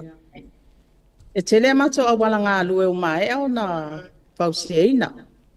Ia e o fo i multi-purpose hall a i tono a onga. Ia le ngata fo i lea o fale komiti. Ia o le fo i o waiai ia vaenga mua i o miliona tala. Ia o le sa tu fai inisi o le i tu malo. Ia ato tonu e o batu le fafe ia le au whainga o le tu malo. Ia o se numera tele. Ia o le alaba sa whaatino ai fo ia le ele ngata lea. Sa whai fo le tu whata singa o tupulanga talabou. Pai e foi le mato tawa fiafi masunga I whawhia ngai ngam pale tua. So e tele apol kalame wai. E mauti noa siata ma le iata wa. Ila uia foi tilo ma lau teltonunga. E mo ia o le ati na o le tamau ainga. Ai o se ava noa e mawhai ei. Ona tu whaatasi tangata o mo le tu malo. O le mātou lai tū mālo la tau via I e whonoa I māsin taitas, ia le tū mālo atoa. Ia I whoi tei me wheiloa ia I mā komitia tina, ia ai mai se whoi whai whe au mō la tau whaltua. Ia ma le tū whatasinga leo tū pulanga talabo, au mai whoi, so ele ngata o tangible projects and whai eon pātino ia tātou wati na e ai o whai tino. O se ngā luenga whoi e mawhai o nao mai whaatasi ai ia le tū mālo. Ma o se tasi leo moli mau, o lo o moli mai pea, e se ase atupu mea ia. O le pei o taimua mua ia o mawhai e o nao mai whaatasi tupulanga talabou o le tu malo nu o mai onu. O se taimua mua leo o mai whaatasi ai e whai whe au ma whalitua, ma talitala noa, ma futa whaatasi. Le nganta foi lea, ia o pulenga alim whai pule. O pese mea masani le wheiloa I pea o pulenga alim whai pule. Ma o se vaenga le leile, ai whao sofia, ai fo ia au, e avea o lea vea mataitai fono. O le mafuta whaatasi, talatala noa, pe alo fani. O isi whaamanuianga na asiata. Awane I ngalo le la, vai whaamanatu pea. E mo I lava o le tātou te tilo tamau a inga malmiliona tāla. Ai o nisi whaamanuianga le na o lo momoli mai le ati na ele nei. O ngai seasa tupu. E se ase atupu me lea o le wheiloa. A tilo fo le tele I tononu. Ia e tolu e kalesia. Ia e pei lava e anga I lava I le whai au. Ma le whai tua la tau ia wha ma popolana e kalesia. Ai oi tu le lei ma wha manianga le leo te ba ai au ia talu o na tu la ai mai le atina. Ai le nei. Ua wheiloa ai ai. Ua whealo fani. Ua tala noa. Ua fuafua whaatasi. Ua tapena whaatasi. But o le sianga alea. O lea mātou te tamwhai e momoli mai pia le atina ele nei. O leo mai whaatasi o le tūmalo. O le ngā lulu e whaatasi. Ina ia mauti noa ai, e le ngata o leo mai whaatasi e whau le tūmalo. Ai ia iai le anganga o le te oi oi ai whaatasi. Whea alolo whaai. Ai ai ia se whaafita au le tū lai mai tupulanga tala vovo lea nuu. E la vea ai atu whai whea o le sinu. La vea ai atu pu le ngā li mwhai pule. Awa leo tātou tūtilo, e le o toi whai ngofia so nei le atawa. E tā ua o lo o manao e toi whawhangu mai le ngā lulu e whaatas. Ma le whealo lo whaai o le atunu. Ina ia mautino ai o se Samoa manuia ma se Samoa saunga le mu. Ma lo whaatai, wala whai una I le tātou whaatatala noanga. Naona I tau e si uia I ona iau whaafisili ona lau fio la solo ngona I tāpena ngā arvang whai te mire nei o lea ua mai tau atu to tele nei o uso ata mai tai. O lea ua tau wawa mai fōi ma vanoa ia wa afua ia I fōi le pai inga de tuana I atu ia le whatu a whatape ia pena le tōtonu wa o tau ia sa sao mai. Au fiai ma le fionga sa whapito ia o matamua sa apea fōi ma minista o lau fionga. Ia au le wa mai tau watu tele nei sui tamaitai. Ia ai ua mori mawina fo ia Samoa so le ele wha ma I mai le sau ma fina ngalo e maiso to mai o le aso langona whaari tamaitai I whaatupula ia malea mana ia I te tono o vang whaupwhai a o la tu whainga palo te revesa fau. Ia le a taua masi atu. Se wātiri toa I lo lotu. matua i o fia ai no va ai atu. Le anga i mai o tina am ta mai ta. Au ta mai ta ai fo. O ta mai ta ai wa mai ata pena mo ngā luenga. O ta mai ta ai fo i wa te lelo la tau sila fia i vai panua uma. O vai ngai ta tau na ave i wha mua pia wha pia tu la i mai tutono upu whai o maa. Ma o se wha alo te lenga lea ia te ai. Una mai ta watu ia atonu e to avalu mātou o lea lava sai ai tonu le vai mwha upu whai ia i whanua noa foi le loto. Ona o mawhana foi le mawhitanga ia mamua au wha lele. Peta iane ia o lea foi wa tu la i mai ia whai unga wha masinonga. Ia alfa alo tele a ia i le uso ia moa au wha lele ia manisi foi sa pa au mai. Ia ele umalfa yaso lea li. Ai wha aftai ia vanua o le sa mātou mafutai wa tā pena i foi ia. No na ia foi loto i whale ma mau tino ai. Ia te lele tā penanga mo lumana. Ia ai o le tā ua le nā. Ia o le ola o whalo tele foi ia uia le mātou foi ia tamai ta i ro ia le teimi nei wa te tō fitu mātou. Ia tātou te leo se 10%. Tātou woa e tātou te whina wina ia mau tino. Tau wale tātou te anga i ma le tūpāli. Mai tūpā tātou. But e iei lo loto tele ma lo pātua e ma whai o na tātou whaia.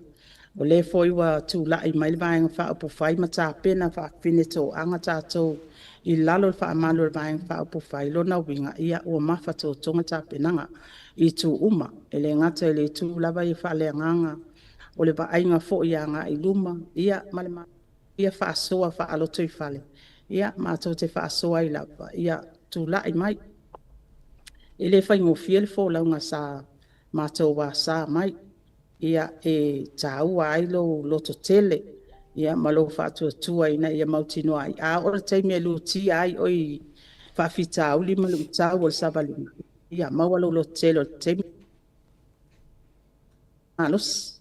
Ia e peio vaenga le nā le ia taua ma asiata.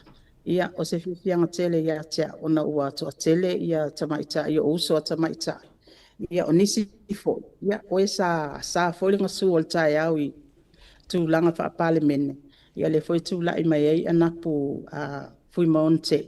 Ia o se tasi fo i wa samai a fo i teimi o pano ta tu lai mai fo i o nisi o fai pule le mauta. Ia au lea ua toi tau mwhai mailo na sale. Ile mātou fo i a fo lau ngal teimi le nei. Ma lo fa tai. Ke le loia le atou pe sisi ana fa fisili fai o la ofisili muri muri.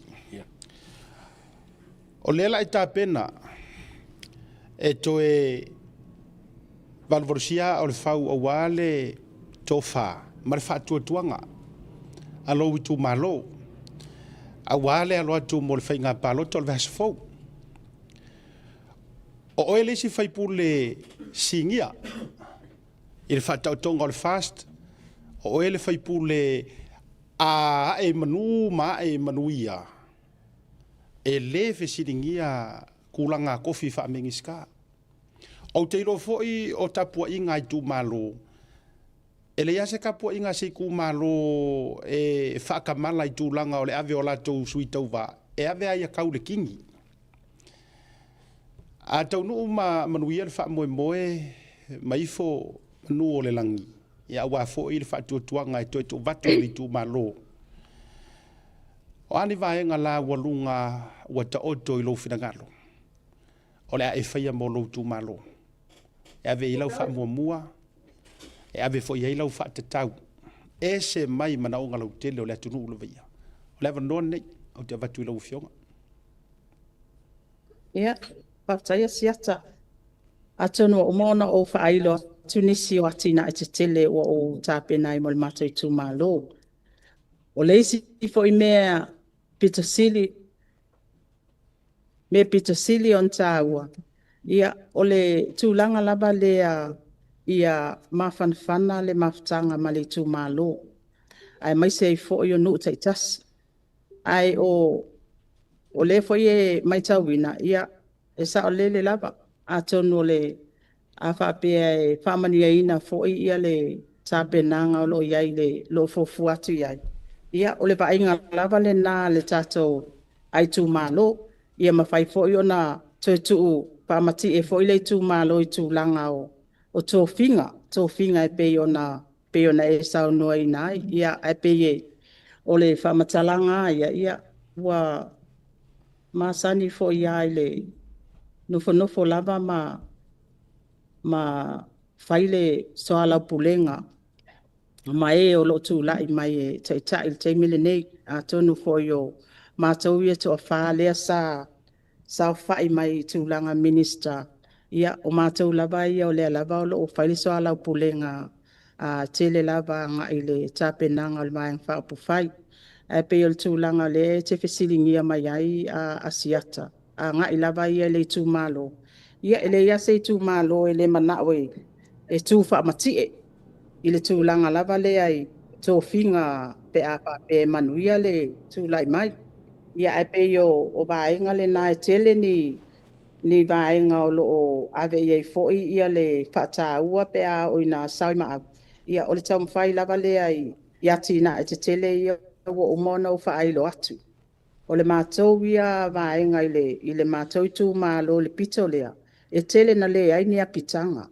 Ma o te tau fo yo na iai ni falta le malo te tele ina le mātou pito. O nisi na o business opportunity. Ai le ataua foi masiata. O le mai tau mai le tapenanga ale vaeng whaupu whai. O lo o iai le so o tanga babala la matama whanau ia tunu i whafo. Australia, New Zealand ma o le foi wa iel tatou database. O le mana onga lea ua whaailo mai ma wha mau popo mai e tama whanau o le tūmalo e tūlanga ese. Wa ese le la ngona o mātou tama whanau. A tau ne whapena fo i la ngona o isi tama whanau i isi tūmalo. Wa toi fia fo i mai Samoa. O na ese a. Le i o le a fo i o le whama ite lea te le a nganga e fia fo i mai tama whanau. O na o mai tau mai. Wa ese le tūlanga o le wata pena i taluan tūla i mai le vaeng whaupu whai o le whato tua i le atua Samoa o tas. Wa mana ia tangata uma. Ua ngai ia le a fo i le whainga malo le nei sa tūla i mai. Ua ngai e tala i tua ta mau ainga. Ua ngai tua ngā lulu e whaatasi ma tangata o mai ati ia ele atunu. A tonu la o ngai vaenga ia, o lea ua o langona fo ia o via le mātou so ta inga matama whanau o le tū malo i Australia, New Zealand, Amerika, maisi atunu o le lalang. O leo o mai lato mana onga. E ei la le tiute ma le matafa i o mātou o lo nofo atu i Samoa. Ta pena le tū malo. Ta pena le loto i wha le tū malo. Ia iai ni wha ma ite ina ia maua i pea ni pisini si fo. Ai mātou te wha moe. O le tō mai ma le ata mai. O lai wha anga wa aina i tama whanau i atunu i whafo. E se le tele. E mātou te wha moe atu ai e wheso soani mai. Le ati ina aina o le tū malo. O lona winga, e te le wa ainga tau lai. A le a fo ia le mātou fo ia i tū malo. I tū langa i wha moe fo i tama whanau. A le mātou fo i tiu te mamtafa i o il tape nanga o le loto i whale o le tū malo. Ia mawhai o na ta atia i le tū langa i tau, o na iai tū langa i tau whanua, o le ngata i whale, o le sio manga. Ia e peo o vaenga ia asiata po watali lau fesili. Malo whaavitai. O te loe o le umi o lau sau noa ngai vaenga ia, o le leifo ina o ni se palo tai nisi sui. A wā e le asisi, o te le asisi o whaafafonga mai le nei taimi mata matadodofo mai lo tātou i tū malo i palaudi. E le fia maua sona sao i tūlanga, masona whaamanuianga i tūlanga o vaenga wa e sau noina. E atua. O le nganga wa makau i fōi o pulo keke le fast. Ia, e reise se si kia punga kawa ngau inga ia kupe po. Ma ame sa whanga ngau kupe. Wa o kere i lopo, o kere ngi se kumaro, so le pe aunga e whaonga kupe o wako. A whape li lenga whaonga ka ko kupe. Ma wapeng whaonga ma uma. Ia, o le manga ia whonga. Wa o risi vanga, e ring pro ke kia, risi vanga ia wakure au fo i kongi. No winga o e le wha mo kere kumaro, e le pa soar ka kou. Malo, ma puro keke fast. Mo ngero kurai mai. Malo whaavitai. Ua mai al tātou wa whaatalandoanga le rivanga o le fiafi. Se vanga nai e se a vaenga i te fia sau no. Watu lewa noa le nei lau fionga muripola.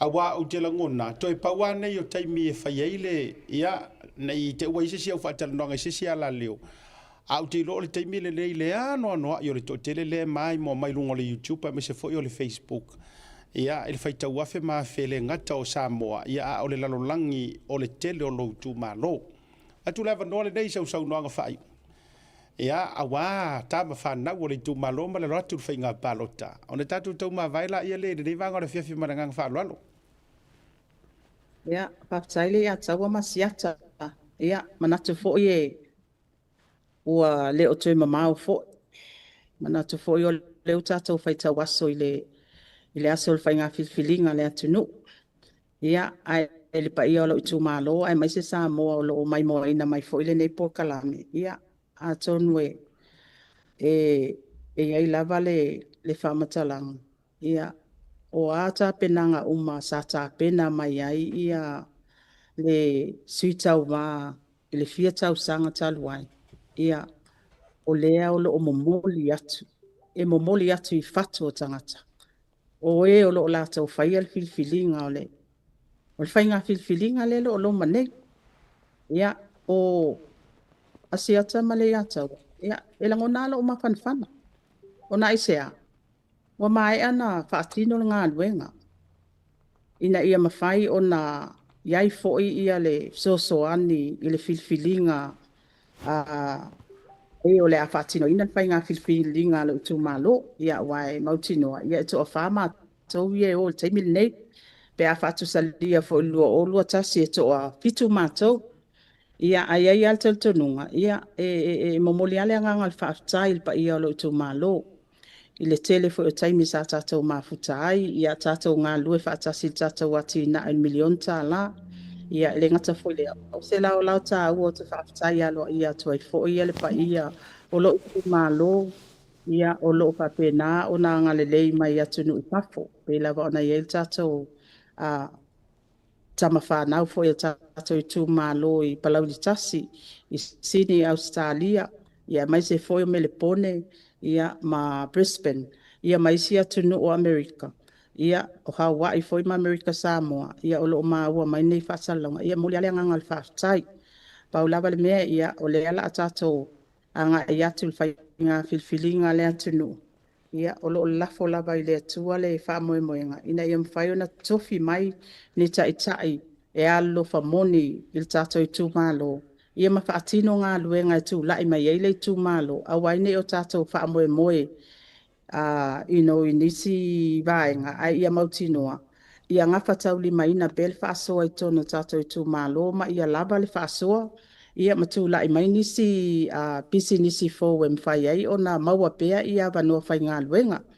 Ia ai momoli atu le whaafutai ma whaamanianga fōi, ia ai mai se foi whaafutai lumo le atua e tusai foi o la auto tapua inga tatalo, ia o upu whaamalosi, ia e whaaloto tele ai pēla auto sui, ia tātou whaamoe moi le li mea uma, pei foi o na iel tātou whaamoe moi inga foi, ia e whaatua tua i le atua Samoa o tas, ia moli foi le anga whaafutai le a taua masiata e tusai foi o le tātou fsota inga, ia tonu loa foi taimi tātou tele fsota. Ia, ai manatu ia o loo maulunga pele o ina le masina lua fionga. Ia, ma loo whaavitai, lau o fionga po lau sunga muripola. Ia, awau mamalu ma pa ia e whaatilo o walo sina. Ia, me se foi, ia, o le suo sa la ulu, ia, muripola, me se foi. Ia, o tapa au nganga e malai, malitu malo, vai atu le nuu whaingata. Ia, male whaaututanga ia whaatoafi. Ia, male anoa noa i o mamalu mau sa e te tiu whaamatala o ai e siva tau whai ai wale malai male mau teitia whau. Ia, o le mātou whaamnuia le wafo e tasi. Tā tangata laula au e pei o le māwai ngā whepō lo nā tali o le ati o ngie. Wai māsani i whaiwa whapenei. Au te lofo i sa ngā lua le lāpaya inga. Sa tu i whangalilo le tapa au le ala taua. Au te lo o le uato ai le tai sou whinangalo. Ia awa fo i wawa i tofo i ai. I tu langa fo i sa iai mua. Ia e iei fo i le taritonu ngā e tau te tala au ngā ruenga malau tautua. ia o le fosi la matanonofo ma faafofona manino le mamalo le tumalo ma Samoa ia o ke ofo ai le fia fai mingi ska ia rope ke o sui palemia ia fa ko ka wa ka make e pule ata wa ta mate ngai le fa pe ala fa ia i fu le fa to fa la ia ai o le ase kai mi muri nga kupu ai ngi kulanga maulunga fa pe ia palaulim ia palauli mua ia na ona fa pe na tu ai manuia le alo atu le fa nga filfilinga lo tato butuno au manu me uma ile alofa tai tama lo tato mate sili lang ia mo foi lo soi fo malo loina awale na vayaso ya atonu e toe mo fo il tatu por si ka fa karngonga i or fa karngonga fa mingiska ya mala wo fionga muripola ai mo tele to table de via lo fitele atu fa soi foina ya soi foi ya half time ya wo mai fa karngonga mali kasi le sui mau kingoa pa le bele mo ka ko mo e ka ko par mia ka mai kai a ko ka ko sui par mia ka mai kai ia mana ia isi ru foi karsa ia a oli mai le isi e so o le fau mar fau ia palauli mua le la saungi mai palauli lua ai le manga ia or kapas le la ka ama ka mai ngai palauli ai o tali ai le fa tal noanga ia na sina malolonga mo le taimi tato atu malolonga a foi mai fa feilo ai ka kalea o selingo lingo fongo ka malo for ava a wale o for ava sa wa mai e ke ngar for ava ka malo sa wa mai e ke nga fai oi a pesi for la se cosa amo a wa tarwesi la nga kele fisili ngi ai le ngata ile o le uru ai taimi nei o lea wa fio ma yedi sui fa audioli le to fa le tu la fale li fiu fa o le tane poni fa si o vasa i lunga o le tato por club o le tau te yae tato atu le marolonga to e fa o por club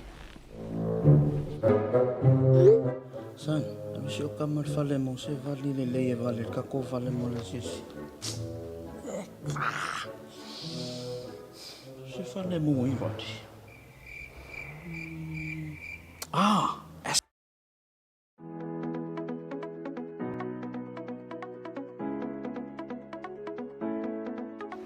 Hey, have you signed up with BlueNet yet? No? Well, let's fix that. Head over to www.bluenet.co.nz and hit Join Us today. All you need to do is fill in your name, date of birth, phone number, and a few other details. This helps us get you set up faster. We'll also need a photo of your ONT serial number and your modem. Not sure what an ONT is? Don't worry, this is what it looks like, and every house with internet has one. And make sure you have a valid ID and a utility bill or government letter to confirm your address. When you join BlueNet, you're not just getting fast, stable internet. You're also supporting shows like Tautaiae, Breaking Waves, and Sports Salanoa. Your BlueNet subscription helps us bring you more content. If you sign up this month, you get $10 off your first 3 months. If you have any questions, call 0800 258 638. Join BlueNet today.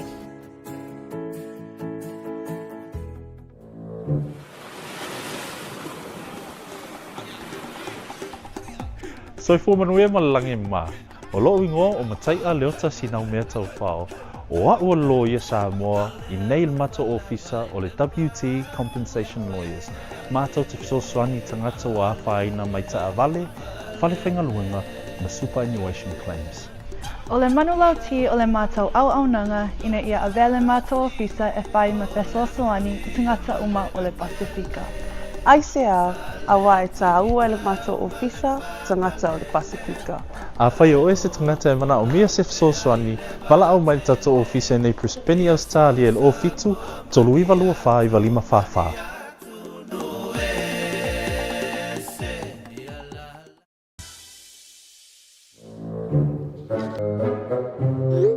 San, si o kamar fale mo se vali le le vale ka ko vale mo le sisi. Se fale mo I vali. SM.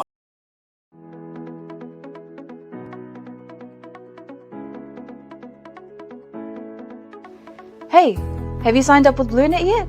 No? Well, let's fix that. Head over to www.bluenet.co.nz and hit Join Us today. All you need to do is fill in your name, date of birth, phone number, and a few other details. This helps us get you set up faster. We'll also need a photo of your ONT serial number and your modem. Not sure what an ONT is? Don't worry, this is what it looks like, and every house with internet has one. And make sure you have a valid ID and a utility bill or government letter to confirm your address. When you join BlueNet, you're not just getting fast, stable internet. You're also supporting shows like Tautaiae, Breaking Waves, and Sports Salanoa. Your BlueNet subscription helps us bring you more content. If you sign up this month, you get $10 off your first 3 months. If you have any questions, call 0800 258 638. Join BlueNet today.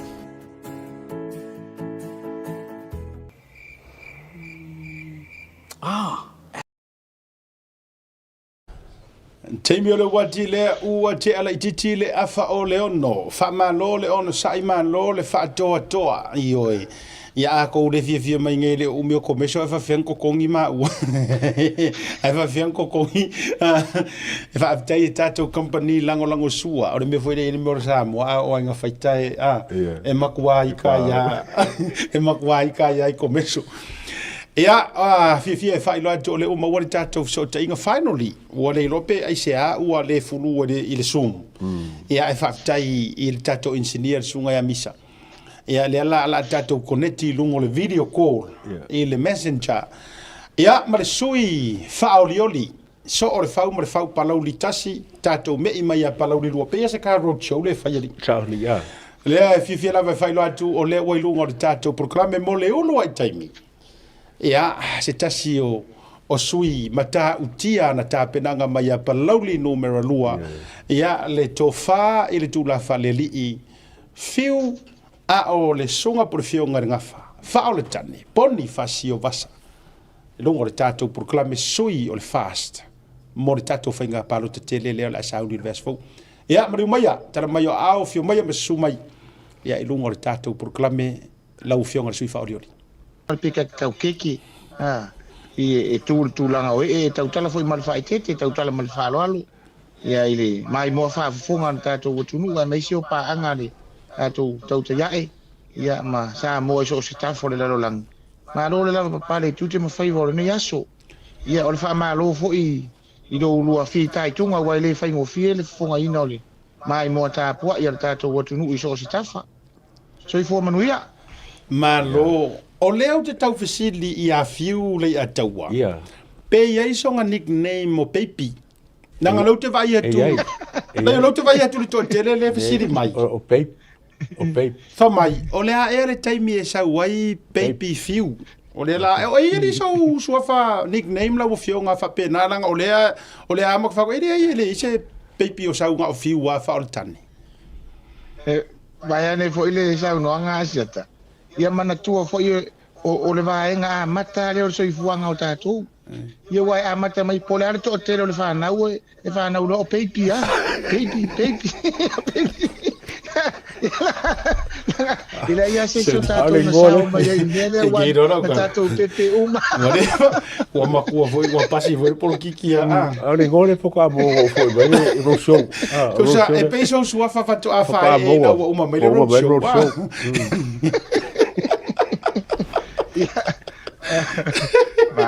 Malo la vale. Fa malo lu atu. Tau asu vai malo i puenga. Ona o le whale tonu o le connections.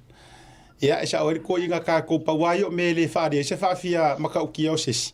Ia, na o e o la tau tūlanga to mai le vaenga le ua le o e tatu whaatala noa na tu e te tau ona mua. Ia a fua foi la ile nei fi marolu va se lua malou to fine a faipule fa oli fo io palauli ma palauli. Ia o te lo o tala fea unha foi lau fa ano aia o fa ano walanga o le fio anga e mariu mai e kula fale ali. E su wai le kangaloa o papa o le ali o ngu. Ia no winga la fa tai foi fa malu nga Samoa. Mo maliu. Ia mai la to foi o maliu. Mare au fai poipo, mare au kekea. Ai o lana fo i tautua i le tātou toa Samoa. Ai se wako momola o whafisiri lea. Ai ina ua e tā pena nei mo le tofi o le tū malo. whakaamilo ma le road show. So lele ai o oe le si tangata matua e ala usu i aire ko ke le whakarikali pe ke saungoa pe ke whekalai pe ke ai mai sere tūlanga o le fulfulaino ava. A mai ngā saulangonga i le kaimi o le whasa vali maawa ngoa i ke maua. Masi tūlanga fu i lele i lo manatu o lo ua vanoa le nei. Vai a kau whekalai mō mō le vanga lea. A whetai lava, tai e seata mo le saunoanga whawsiri. O le vaenga mua au te whiatale tua e tusa o le tau aso vai whaalala fo i le mai mua whaafonga le tātou atunu. Uma tātou paanga i le tūranga o le whaatua. I ma le whaaloalo na ave le whionga te maitai sui whaodeoli a Muripola i e le maa tui tutu manu no fona. E saunoa mai loa o Muripola lea e mai ia tātou ia au ona so le Muripola. Ia no umanatu. E pe ona uwhai atu. Lea e ave ale whaamua ma le whaaloalo i e tau i le whaaloalo e meisi fo. Ia e fisiri fo ia muri mai ia mua mai. Ia e meisi o le tūlanga o le whaaloalonga e tusa o le vāno nofo. O le tūlanga le pe ona e saunoa si atai i le au nanga fo i ma le tautua. Ia e masani ia tātou ka meki mai sa vai. E tau sa ili avanoa. O le whaafetai sidia, o le whaafetai le atua ma whaina maua se avanoa e whaatino e le au nanga. E ui se vai ma se whaatau va. A o le whaafetai le atua. Wa ma whai ona tali atu le tātou vai ngā whaupawhai e whaatino le au nanga. Whaafetai le avanoa. E whaafetai fo i mana tua ia ma le loto whaafetai fo i nai mātua. Ia ele ngata o mātua o lo soi fuara taimini. A o nai mātua o whai langi le tūri ngāsia. E te sira te lua sira fia le lua sa se lua. E se le whainga tā o le tau wāsa sa ma le tau la langa mai o le ola o tātou i savai. E me se se o manga pūmo o mo o whapene. A o le whaafetai. Whaafetai wa maua se hawa noa e whaatino e le tautua e ala le tautua upu. E vai ma lima i ai ia le fo i le fionga le tai ma le tātou vaenga wha upu whai. Ia e tasi fo i le vaenga tā ua e pia ona e sauno e turi matai e le atunu. Ia se mea le anga o se au nanga e turi matai. Ia ai watu e le lava tā pena. O le ala fo le nā e asu vai whaala lanu fo i le mai mua whaafonga le tātou atunu. Ia o le fo i se vai na o i ai le mawhai. Ia e fo ia le atua ia te le a e pau o le meu o i ai le sa i dinga le tangata ona o whaiva atautua e pe ia ma sani tātou o le a fia mua muti. Ia o le ala fo i le pule o le tautua e pe ona e sa unoa e o mātou nei le fo. Se e whai ale kāla le kangakangu e se fo inga o singa momoi mea e pau mai na lo le lau ai o ka kualu ngā. Ma lo whawhetai tele a. O le vaenga mua o le wata oto i lau tautua ma lau au nanga. Ai leanga e te taua o na motu o le pā o si le fia e le atunu. E le leifo ia ona au mai sa o i lau sunga po lau tofa, po lau whiong fo. Ia lau ta mali anga. Wa o lau avangoa mua re nei lunga re tau te iae. O lai tō whesiri to teli. Ia o ai si kama sia. O ai si tu la fale sia. Ole ngā kongo. Ia o ai e sere mana i o lana pea. E sere au le lei. Ia ai au mai ale tu langa fa mo le mole lau tō whale. Tu la fale li i po le sui whao di oli fiu. Whasoa mai a te oe ma le tūlanga o lo whaasino manga. Ia e me se fo i o ni vaenga o au tau mawhainga sa e ngā lue mai tau tua mai ia Samoa. Ia ma le mafua anga wa e nau ai loa. O le a e tā pena, this is your time. Pa mo le tato amatai. Amatai, ia o le ingoa i le pepe whanau o poni whaasio. Ia o vasal whai o ue no ola e tono le nu o sili whanau sili sinu upu mo ole ai i sili. Ia i palau le wharewa e whapere whamtaranga na i o mātua masi mātua ingo le fisosoani sa fisosoani katoriko. Na ola e le karisia katoriko. Ia lea na whaingoa ia. Na onga mai lava le tūlanga lua i sili. Ia whaafetai le atua na mawana ia wanoa e whaawau ai le ola o tau wina ina ua mawale ava no le tau sangata siva i wafitu umale ia iti. Ia mana e anga e tulo le Kolisio Samoa. Asiata mle a taua ma le whaafonga al tātou paanga. O le kaimi mua nga hoki ki e se wa amo o rua kui pia. O aru ese ma le matonu. E aru ese le amatanga o le tau sanga i wafitu. E aru ese pe o le maadidi al kanga ka fonga le ki e mo mo se wa aire ia pa ua le mama o le alu ese atu masili o le alu maketi tuai fo ile sa lolonga e pala kua i mamangeso a kule vave au i lunga o le pasi as ko ingo sere kagi eru fo ile ai i le meu o kanga kaloma ma le kero me ava koe kau whaakau kau su e se ka la e ava ngāri mai nai mātua ma nai a inga i nao na pō ia ole mamao na ole ese male ainga ia ai na whaamanuia le atua o tatala na ia vano e uise vai ia ona anga e tule le Kolisio Samoa ili tausanga iwa fitu le lua afe ia whai uina rola ia le ole tau mwhai le Kolisio Samoa ia ona e mangko foi la ka ko si kai ka ko le nga o ngai sa vai le e ako ele i fa longo a nga ngus fa ya o ngar keni ako e lua ku ya pia ai e pe ole alu va le fenga nguya kengi ki afakasi nga ya ku le fifi intermediate ala ma di piko i kuo le piko i kuo poku a o nga foi le ma kwa ile ko ya ole tangi mela so ia ai va vita ile tua ile mana o le tatalo na i matua ma le tapua inga ina ona so vo ile e ui ai se vai ma se fa tau va o ma ia na mo lo le vano anga e di pi wai le temile ona o ngar Kolisi ia fa vita ile tua no mai tau no o ne temine o to e tu te pai tua e foringa mai o le lava na pena mai le tua le ola e ui se vai ia e amata mai a fo ile ina i vasenga ina o ye tin wa matan tau bilo e nai faia o ngai inga ia nga va fo ile ia wa class captain inga ko finga fo inga e class captain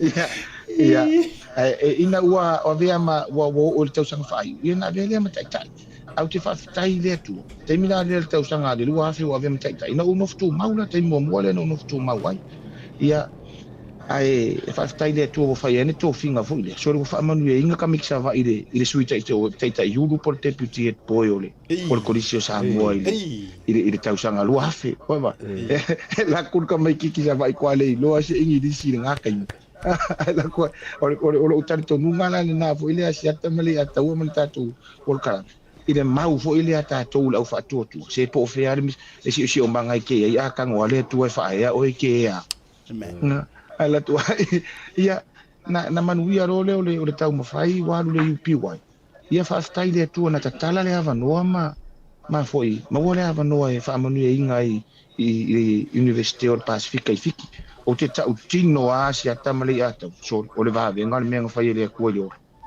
awai sa le i ma fa wina e mawani ava no fa pia o te mi folan na a lule le temina fa ile ava le temi mo waru esi ia o makua i ele fa ngofi ia ai do winga le telefon ile wa tu ma to te paitu ia anga ia tu loa ile university fit ia o telefon ia wa no sa uni le tua e uia i se fa tauva ia ai na filia ile man to vota to ia to finga fo i to no le student association e ia association na Tameti Samoa ia Tameti Fiti ia o Tameti ti atunu SS a o le level na tu oita to le tu e mai po mo mai ma sa va in menga sa ia na fa ia le tu ave ma president o le USPSA o le University of the South Student Association to ai of ia mai tu wow o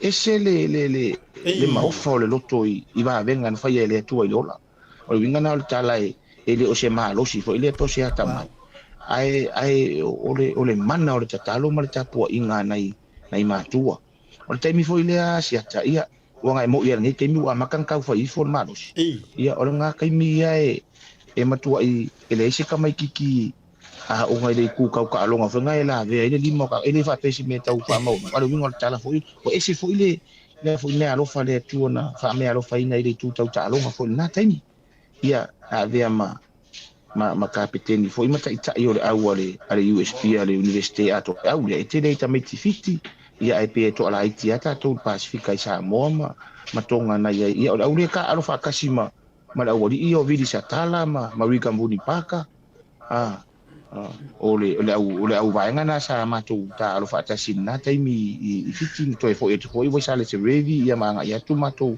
e taimi na ma fa pena ona ta alo fa ta sia ia ma mai foi ngai me ko kia foi ngai mole na foi taimi ta tu langa o le ta'aloga lea na fa'ai ua tulo le a'oga ia ma agai i toe agai mai ma ua le avanoa e tautua i le atunuu i le tagaluega po le ofisa o fainumea o le fa'amauina o inā le na amata ai le olaga faigaluega ia ona i tausaga amata fo'i na ia lē na maua le avanoa e fai foi ma ave fu o le tatou atunuu i le manu Samoa taitofitu ia ae maise fo'i o le tatou toa Samoa i tatou ta'aloga ia na fai egelagi le lua afe ma le valu lea sa matou ta'alo fa'atase ma le suga ianai tou vagana ma le Puletua Brothers ia manisi o alo ma whanau longolonga fo'i o le tatou au taimi le au tau toi sa ili se avanoa o le tatou au toa Samoa i le Rugby League World Cup ia o le tūlanga tau ta'alonga ia e tatu whaftai le atua i ia ngawha ama kōwhori o siri ngā kiki Samoa le mele ia ia siata ngā rea tau e le ingi la kapi i makongu ui asonga ia ai whaftai le atua i mea alofa fo ia na au mai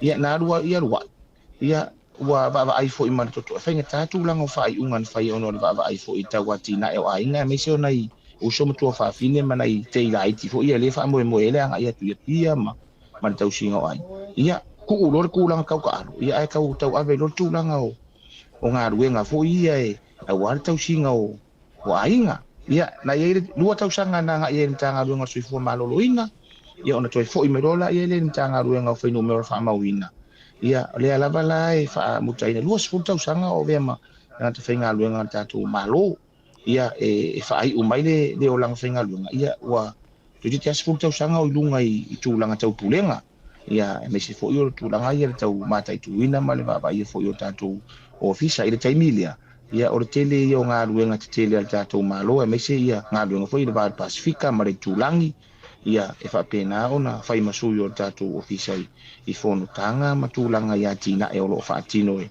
le tātou atunu ia e mese fo i o le tulangi ia o hawa noa e le taimi nei lava ia o wa avea fo isi whatau wa ama director o le Asia Pacific Rugby League le tulangi le ma Australia New Zealand le pe tau tele na whatua i e tātou tula whono ia le whaua vevesi taimi nei le eligibility rule fo i lea fo i ia nga va ai o alo mfana u fo tātou atunu pe fe ona ia le sika ko alo mfana u le fa ilo le weekend lona fina ngalo ya ngai me ta alo mo Samoa ia a o le olanga a to ai tau langa mai na tupu ama ola e kono sili sa vai sita mai no pu mo ole ma sio mangale ia o ma tua o tina o le sidi ia o le si umu ia sale au mua fo ia le si pitor tina ia maleone tutuila ia o tama ia o wa fo io sa fotu le si tu ole tina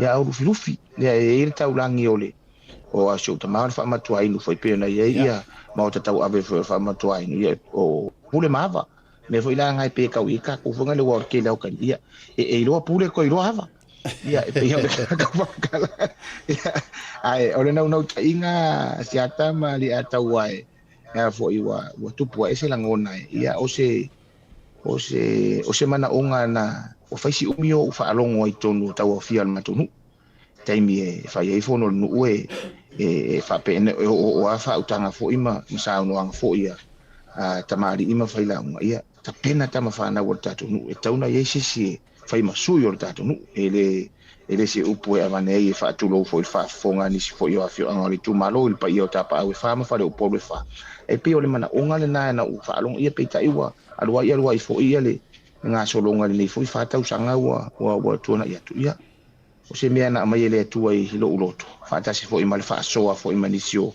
tamari ima faila unga uso fo i mutua fa fine o lo tau tu ai tau malele mai tu mo fa manu ia le tu o la tu fo so i fua au na taina ne fo i nisio tamari ima faila unga no umale tu malo ia wa manatu ai ia si ile limai ia fo i tu langa i fie so soani fa onga pele de ola le taimi manu le mawal malos ole anga fo ile asia tamle ya tawa mal tatu pa anga male tu ia ine te uto na wan sesi taimi ia wa fa so ngale ako ko malos or me si ole mato ya to malos si tino mal ma fo ia e fa ia mata ulangai fa tino la o nanga mole tu malo ia ai me si or tau fa onga pe ma fa o pe on fa onga ia nga va amana i me alo fa le tua wa ia ile nei taimi ia mai le tau asasa mai o le olanga mai lava le titi ma le fa tau o le tali tonunga ia ua lava taoso nai mea alofa ia manai anga vaaia e fesoasoani ai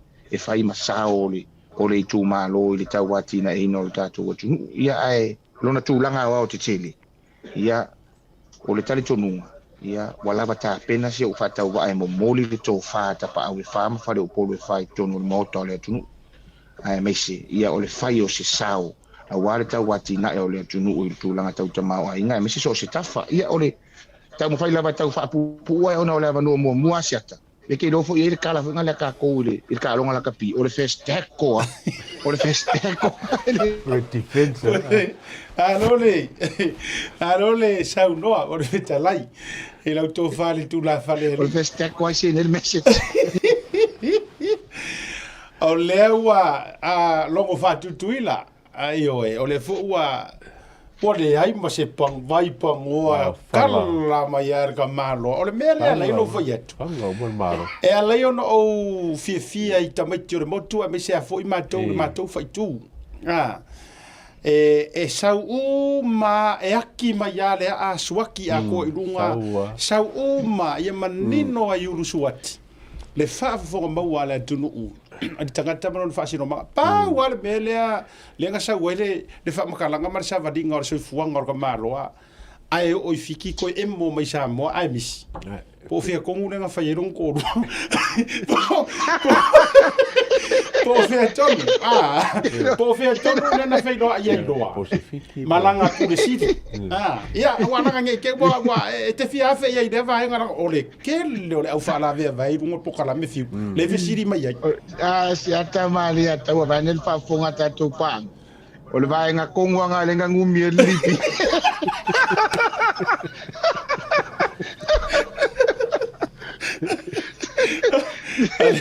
ya ele tau su la falo ye au afo ile oila lenga e ku fesidi e o fo yakia and I say that with an honest heart o lea sa ka ku fesili uma o ai le ngai kama ku lou suafa ua pale mai ai e langa ilengi kama i suafa ao i le fiu o koko o fo i le whaalkange o ngā whole o le kumaro o ka pau kousi o le kumaro ai o le wingo o le whamatalanga langa o le fesiri lea lea tunu u so se tama o le a whaoliori o ai lea kama e iso na ngafa e iso na tala anga e nga whapele lea nganu umar whasamoa lea la ia ua ta oto i paanga e peo le tala na whaiti au le tauti anga i whaasale le anga or ka mai ki nga usa o mai sa vai au ai ese fo ila walanga na uta ur korisi ai la or korisi le leila a wa a fua ile wadi o anai fu mono Martin Savea o le wadi ia ma tala ile pepe le korisi so le ai wa le wadi nga yo ke ro le si wadi nga o ngisi o vai nga ai class captain nga amata na sila fia mai fa ya onga ko het ko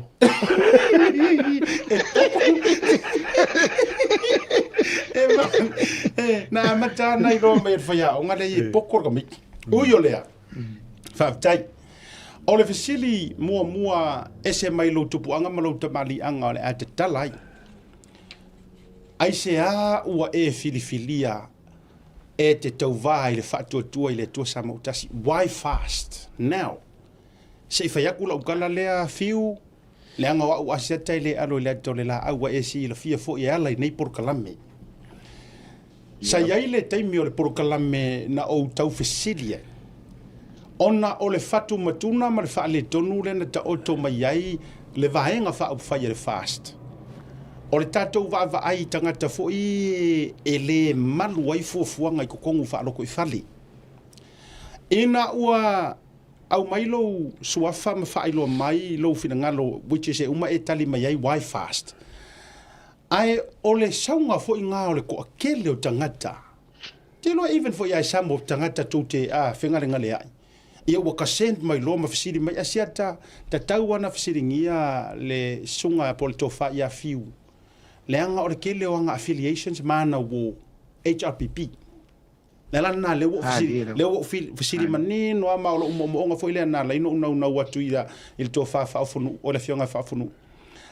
fia maua se so ta inga malau tofa le anga ele fea le fai atu o ni matou manatu ai le o mafai ona e fio mai po seisi e saue e tali foi tau I vaenga ia manatu le amatai il fa fisili fiu fa mole why fast ai o afo ini tūlanga o affiliations ma tūlanga fa pena e ono I tūlanga o le vainga lau tele ali tū malo matanga ta e fisiringi ai lo fatu te tonu o fatu tu ile tu sa motas fa mole Whawhetai siata, whawhetai o awhiawhi whapene o te tari tonu ai le moni o le muanga ngana le atu nu e le pō pese nu e tongo malamonu.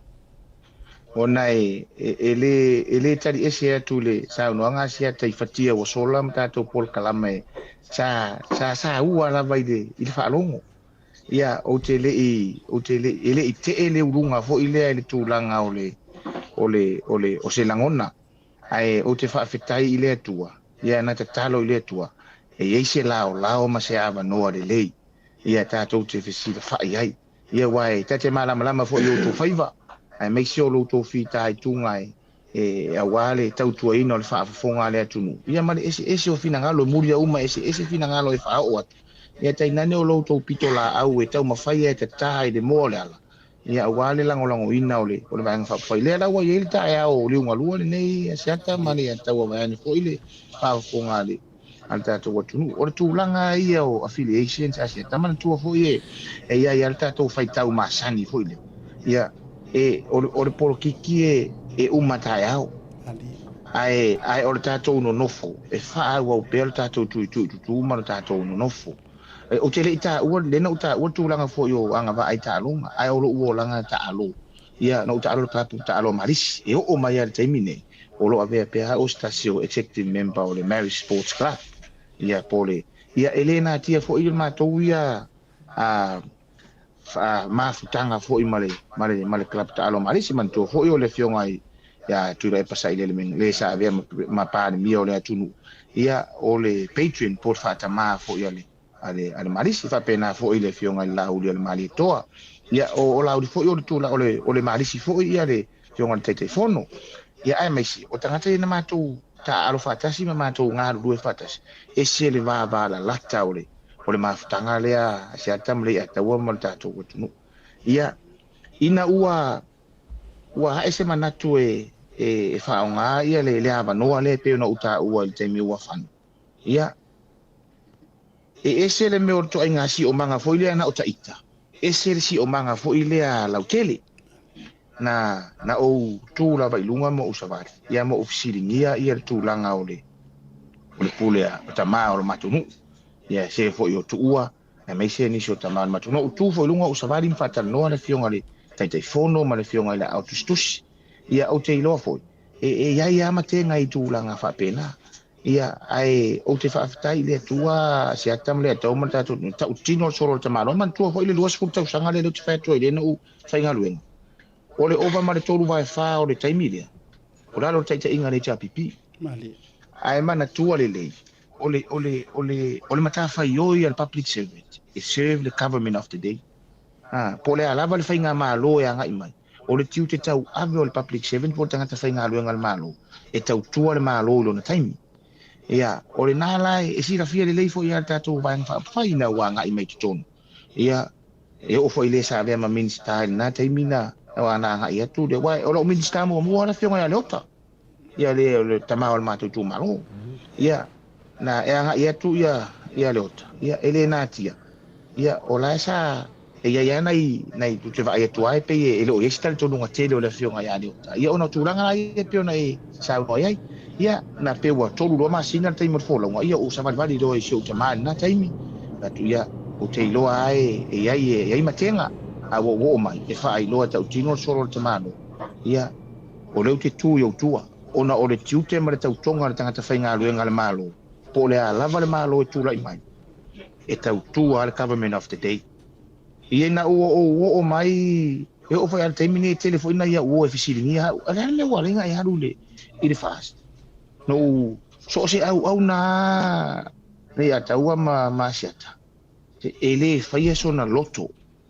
ele fa pe fo ia lu se me ma salo o le tali tonunga ia te au. O lo tali tonunga ato atoa lava. O I le whainga malo. O le ai mo moe whaatasi ma fina ngalo o le mātou tu malo ma le tō teli. Ele whaapea e mo moe whaatasi ma fina ngalo. Ina ua o mai le mātou tu malo ma mātou whaatala noa. Ia manai ta maa fo'i ma se o tu ua fo'i la fionga ma mātou whaasoa. Pesi ngia o whilei lo tō fina ngalo. Ia whaasoa mai. O le leila, o le mānai e fo'i atea. O le ua utautua o mai whainga malo ne e lua. Lea fo'i la ua mata no o tilo mo o loa lele. E ngata o fina ngalo le tu malo lea la vau te ai filo ai ma o tautua. Ia a o tonu fo'i I upu whai o malo. Ma whainga malo. Mo umanino fo'i mo umala malami. Ia o fea tonu le mea. E ono manuia ai ia tūlanga o le tu malo. O le ala tonu alea. E le ifa apea fo'i na whainga tāna whai. E ti ngā lavano o iloa e. O lea e iai ia le tamā o le tu malo o le taimilea. Ae sa o tau mawhai lava e sa ili. Ono o utari tonunga asiata e meisi ai. I le taimina na ua ngā ia tūloa I le fionga teitai whono ma le komiti ma le whailau tusi. Ia utari sanga no le awanoa. Ona ua. Kua whai o le tala e le vaea e le lea. Ona ua o ma le tala na taimi. O le a le tue tau wā le fionga I le. Ia le ota ona ua ngase. Ia o I nā la lea lo ona o ilo ma whaatara noa. Ia na whailoa manino mai lava I le fionga teitai whono ma le komiti. Ia. E ia inga I tono vaenga whaupuwhai. E le mawhai ona sausesi, ona o le ia le fionga e lota. Peitai, o le whaatolu na mātou whilo ai. Pe ua lua māsina o whaatino le lo utu I pea ma lo utu I pea. O ina e whai ima mori mau. O tele inofonofu. Ia ai para au mai lo le fionga le teitai whono ma le au tutusi fiu, sauroa le stala. O lea ua maua maritala, ia ua le toe pa tau ba ia le fionga I tamatu tu malo ia ona ngas ma fuanga tonu ala na o do lo mo o le stala tongi le se le ni mutulang fa pena a fa fuanga mai na seta mle tau ma tatu watu ia na savalia fiu faito savalia faito fa tasi ai mafina ngalo o le tu malo ia me se malo o tali tonu o le vaenga fa o failea ia e maua ai le fisoasoani mo le tumalo ma whaamari nei mana onga ila ua uia wa ai wha tamaititi fo ile ia tulo tautua ia e meise o le tele o vaenga o le na hola ma tilo I tono o le tumalo ia e tauna a vele whaamua i le taimine nei ia e pei o le tali atu lea se atai me sili whaafitai wa maua le avanua ia e tele fo ia mantua fo I tātou a whai mele tala isi kaimie mo whakarikare so wa ai le episode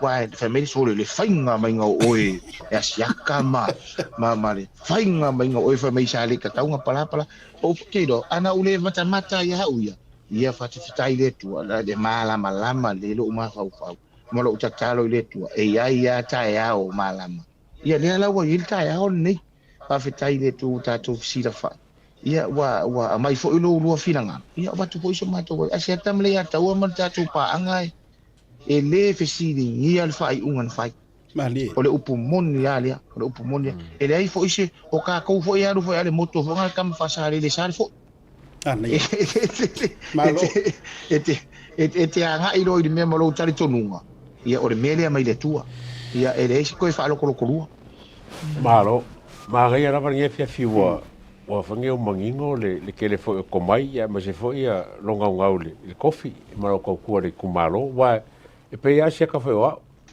sa o ma fa po le me wa ko sui vanga mo nga ngo wa fa ia longo lua o kele imam no makele ai ngo le ko wa so en kenge a se ka wa mai ei ko ku singa le es ka fa ko malo ei o umanga ka penga fa finge ko angar se ka sa ia vai o sa wa mo ko se le pero o tikle yesi o ka fa e disi le ma ua a Paula mengo fie lo penga va to le disi nga le la fa nga lo Paula mengo fie lo fonge o sa wanga po la se ngo ya o se me fa le ku malo maile ngo fo inga len ki ngai a me se lo lava sa o ka ko se kelo ai kia mar mele le nga me ko pa ki new ideas sa mo se me fo le create o ka pa fo o pa me riska lo winga la a fa ngi ke sao o la se fa mo nga sili lava ya o se me ka nga fa ya a missing nga runga nga fai e se sui mua e kanga fa wa o prokeki ale fast o longo winga ke fa pele o mangi me nga fa mua e le sui mua ai mai se ia le kupe wa fa mo ko malo a fetai lava le taua ia e moni ale le saunoanga il tatou prokeki le ia ile a fo il tatou project le ile miliona le fo wa ia fa to fa la inga mala na tatou tatou vai fa pai e fa popo ile 2 miliona tasile mafuanga na mafua yo na ese manatu ile tilo fo ile ai man tu fo tatou e ve matanga fa inga lu nga le malo o le mautu ia o nga taiala mala fu e fa tinonga nga luenga e tau process fo ia fa tinonga o nga luenga tau na muri ta ia le ia il matou ia ana batau le timing ia o fainga manino mamala malama ia manino mamala malama le tu malo le fa tau tonga ia mal fa nga ina mal fa nga ina o fe tu langa e ave i fa mua ia tinae ai le ngata ile pe no uta o los futa sanga o ve matanga ta fainga lu ngai tele fo yo o le network le wa pro le network fo ile ma fiso ta inga mai sita to development partners ia mata to pa anga ta wati na e fo ile ai e ma fai ona fiso soani tu sara ile ngata e o le fa nga ina le ava no mo le miliona ta la le po le 2 miliona a le fa nga ina fo yo isi anga va ai mai le network le mai sita to development partner pa anga atina e e ma fai ona fiso soani le tele o va enga ile atina e tono tato o le mato tu malo fa ta inga ia pe sila ia le timing nei le tu malo ni e sa o le kala fo ile ka ko ma sanga fa ke o le kele yo ka vale la pai la lola tu lo wa lo mutu male afi male le lo tau tala ia i to tonu lava o sili ia fa ta inga o puna o fa na tu le tonu le tu malo o le matua ia no ia ele nga fa ta inga atal no suabai yo le vai pito sidi na mama e tu sao o fu fa ta o so fu malo ina le anga i me test le suabai ia afa pe ai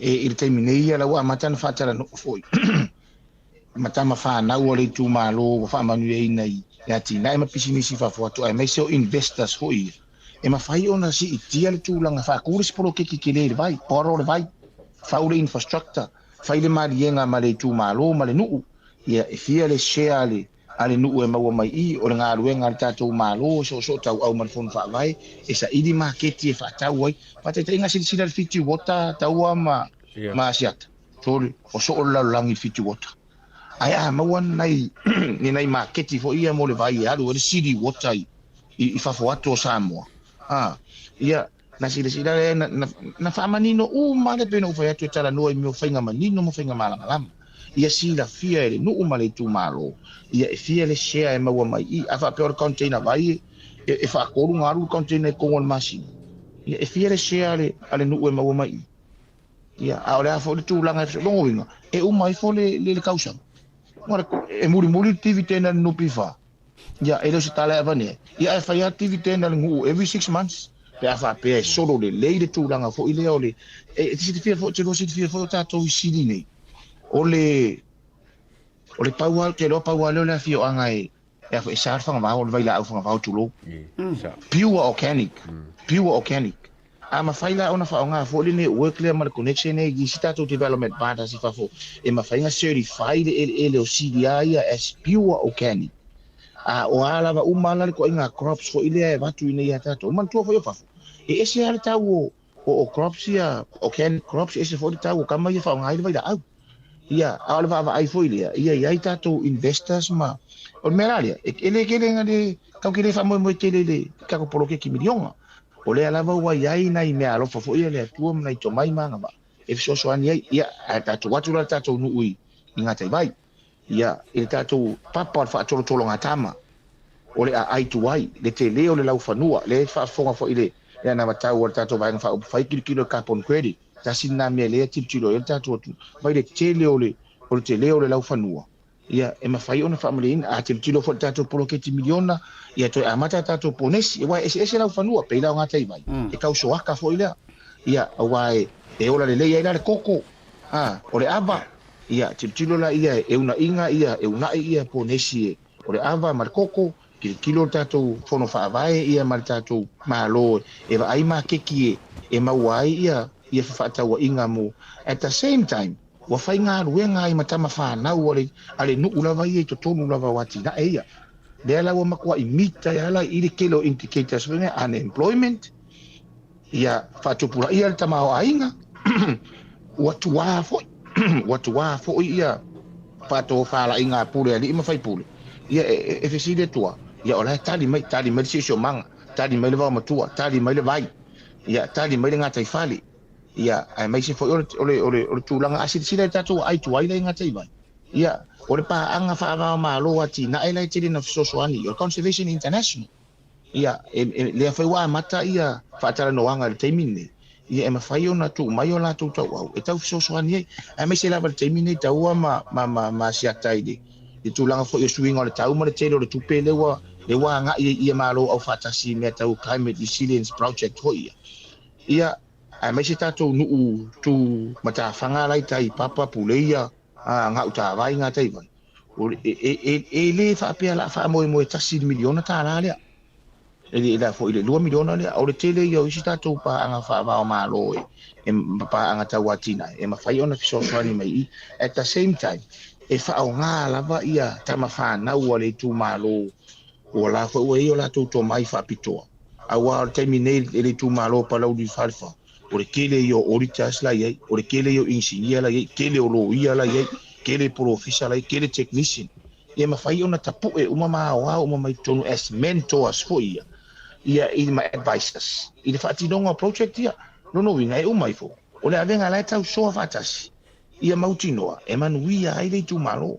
Ai ako a kele foi la kangaka ia iei kongu i advisors ia, lai malama i processes ia, mai sa the procurement process.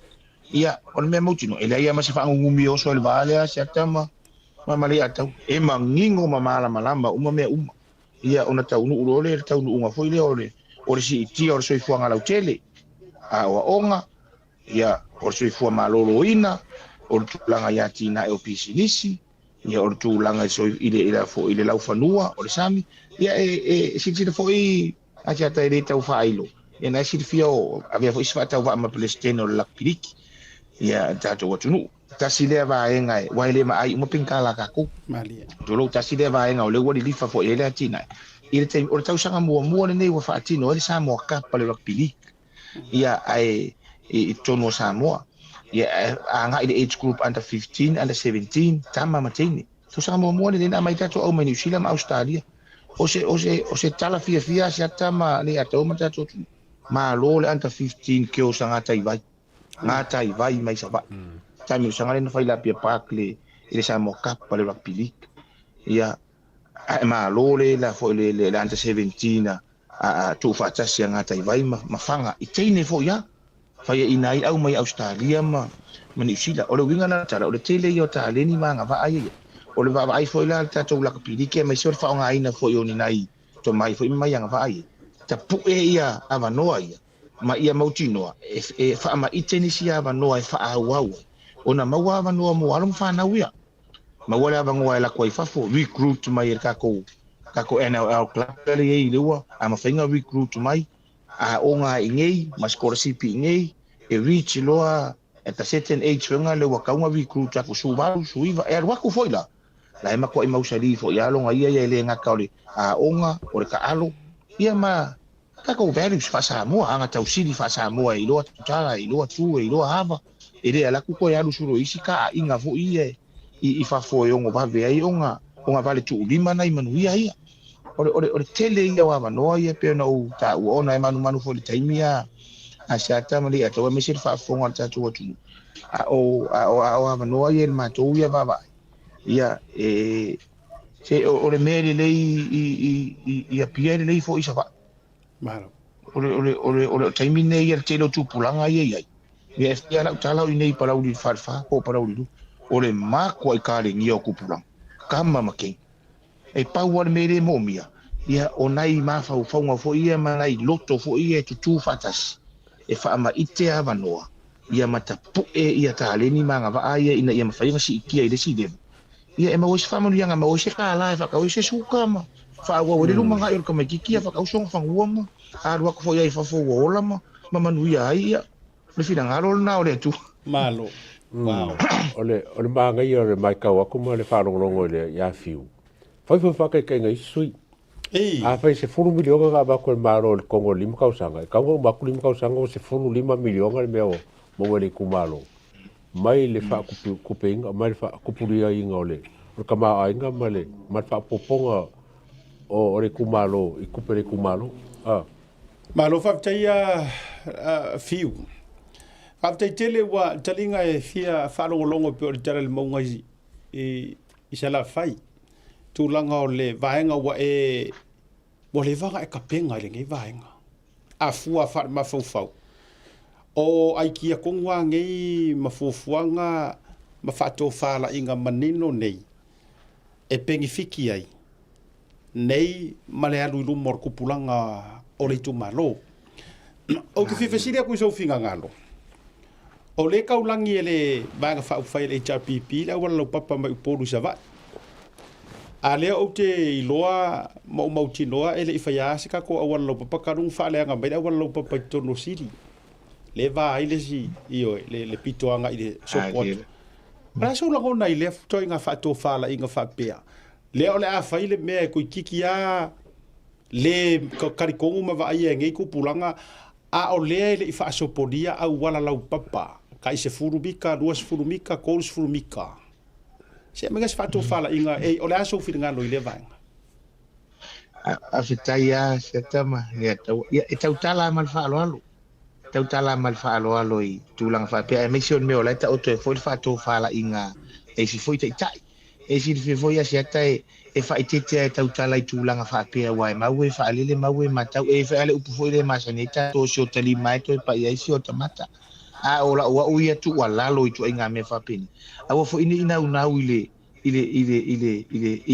ai manu le upe ia awai e piwa e sa ole upu foi le ta tau e sa o ele au pe o fai tau masani foi le ta e mana ia le ma fo ma tu lo pe no vet tu lo wa vai ani foi ia le foi tu mala tu ia o le kaiminge ia mole o ta pe na ngo fa mo fa pe ni sole e tau silia le va enga la tu ia se me fa sufia I fina ngalo le tu ai mana ia o foi na o pole nga o ni me fa pe nei mo meu o folanga foi e mana ia le e foi ka ko e le ngango ka ko sa va if you want to not make any promises that you can't keep mana ia le fa ma itio le fa to fa la ia ala ia ni au wala foi e me fai ona fa tino ai a wona I fai o se me ka unga ma o tu lo ia fina ngalo ia e pena mena le tsang no ai ia wa ta sinna va ai ma to ia tau titilo ia pe a fina ngalo le tu ai to le pule ele o alu lo le va ai fu ta ma fa na o le tu ma lo a mi se fo o ta ma fa na o nu la va yo si ia le wala le a sia ta te sa no ai a wai le termine ia wa ai le vai fo ile ma la tele ia na fo ringa mai la ia le wa o tu la ngai na fa ngata a mi se la termine o le telo se le ni le wa matana di lifa mai ko inga project ia climate resilience project ia fi ai swing o le tau ia ile ma to ia tiltil ai ole ai na ia va no ai ma fa ia nga ma wa mai ngai fi so so ia e o vele fa ia lo ma se asutas e fa kwa ia e te ia va ia tu tino mai ia ai la wa ia a tali to nunga le tulanga le pe na isa no ia e tau au ngata sa ta o fi tau wa lo nga sami le ile fo il fa ma itele ale vai no fa ile HRPP la wala papa mama ole ia uia o tela ngona e mana ia le miti tau tala mal fa le mana ia le miti mana e fo fa to fa la ia ai sa ole upuna pe no fa ia tu lo sa o ai le no winga la o le winga lo sau noanga a ia se me e fai ngo fien kar ko winga o le mai mua e fai awala papa ia o le vanga fa le kongo o fio anga manu ma awala ai ka kia le miki se ia se kai me fa ka o le miki walanga furi foi meio miki se mo sangia mana ia ole fa to fa la ingana tanto wa mata me la kiti start small ana ia na me e tonu nu ma fio anga i le ba tu malo si fo e kafe lo le vai le sa pari ia sia wa fa ale ko wa ko fa fe tai fa to fa inga nan fa i mali ri ia au ngai ka mai for la ia le i fo i sa pari i fa sa le ia mai se fo yo ngai for ia ma ko ka ua fo i sia kai le a o nga par ka mai vai le i o kafe for che ka o visi yang a i che ka ko le i sa pa ke sa fia le kafe mai dunga la wal ia ona dai vai nga fa pena ia o tu fo i e kele ngai mai fo i e tonu e vai sinu mai sinu mana ia ai fa mua nei vai nga lai tina mata lai tima ia na fa do len tato tiro si me ala po ia me se yo se me fo ile le mautino ele kinga ngai ka muri mai ka ko kom ma lo fa vetai o le tele o vai nga le ia tau ai la fia nei o matua manino ai le fato fala inga o manino o le si vai ngata o le no mo wana nei ia ono le tato taimi fo o le wa ka ko pasi male o ka ko po kala me o marfik ia o le o mato over taimi uma le anga o le nau ta inga se i dala le o penga o le tautai ia ma se i se saalo na fina ngalo a wale fa langa o le vaso fo ia o uma lo le fai ka o manga ko marangonga ar vai as fo loa paro ka le tunu ai ole fa fitenga i lo to le ole vanga le fato au lo nei manino ole tu langa le na sau no ai nei i se fa to fala inga sai le fionga ia leota tato o sa o ye to walanga ko le ka vai nga ngofo ole la fa fitai ole o malamba yulungalu ele i fa afua veta lau ta penanga pele i oso fo i fa i ole fau tu langa fo ile e oso fa fo se ai o se tape nanga ele ngata o se miti waleva na ta oto ai sa iai le fai toto ana afua tatala na tape nai lau fai ngā malanga malau fo launga e uia la ua toe suia se fato fala inga ale fiongo fo ia leota ia e ala ile deipa inga pe ole ato e tau mawhai ia ai leanga ole awa uma ona tape na mai inalo va fo lau ma ole va ai o iro fo ie o upo e fai le tanga loa langa ke kausi e fai kanga suia se mea langa wa se e va or kanga loa wa se e fo va o sa fu me mo lo ngiu so o le vanga la lea e tatou te le to e tala noa la i tua o ai no fo ai alu o le tatou focus anga i le fai nga palo television fo awa o le upo moni o le wo to e mana tua fiu le palo to le pa inga de tenei na to e tau va ya su yer fast to lua mana to mai fo na umar fai tau mua o lai sili langa nga umar muri tai lava fo i le tatu i tu malo na umar fai tau mua o lai sili palo ta le sunga le papaya la ulu ioi ai sa umar fai kau ngaronga lua o sili ai ia le fionga ia leota ai le mamau fo i se va ele kelengi palo kanga ia ai matua mamau ma le va o le fionga fo ele namre na ina o fai langi fo longa a fo na o levana na tautua mai le tu malo i to fai pule ole winga o la fa matalanga la so e mauti noa le tatou tau fitu linga pa laudi lona lua e makua mau ki ngoa e fast a o ko fi kulinga leanga la o lea la o le to alua a o ko kolu now a mai so fina ngalo fa si foi tatou o le fisili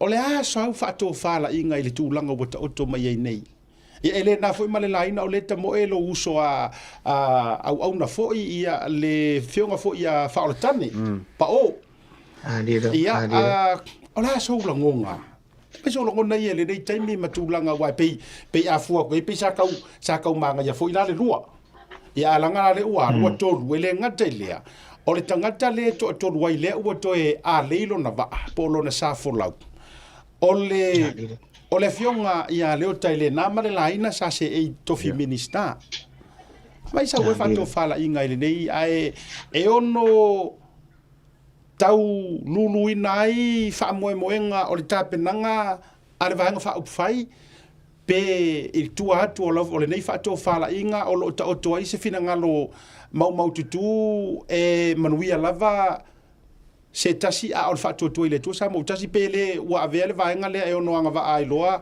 le ke wa uma nga ai sa wa ilo se si ola se menga se fatu fala inga fiu ya taia e tala no foi a mal fai tete ala ia ona o le tūlanga foi lea e le whaafonga le tātou o tunu mapanga ia me se foi ona i tamari i foi o le mātou te tonu o le vaenga ma le mata upu lea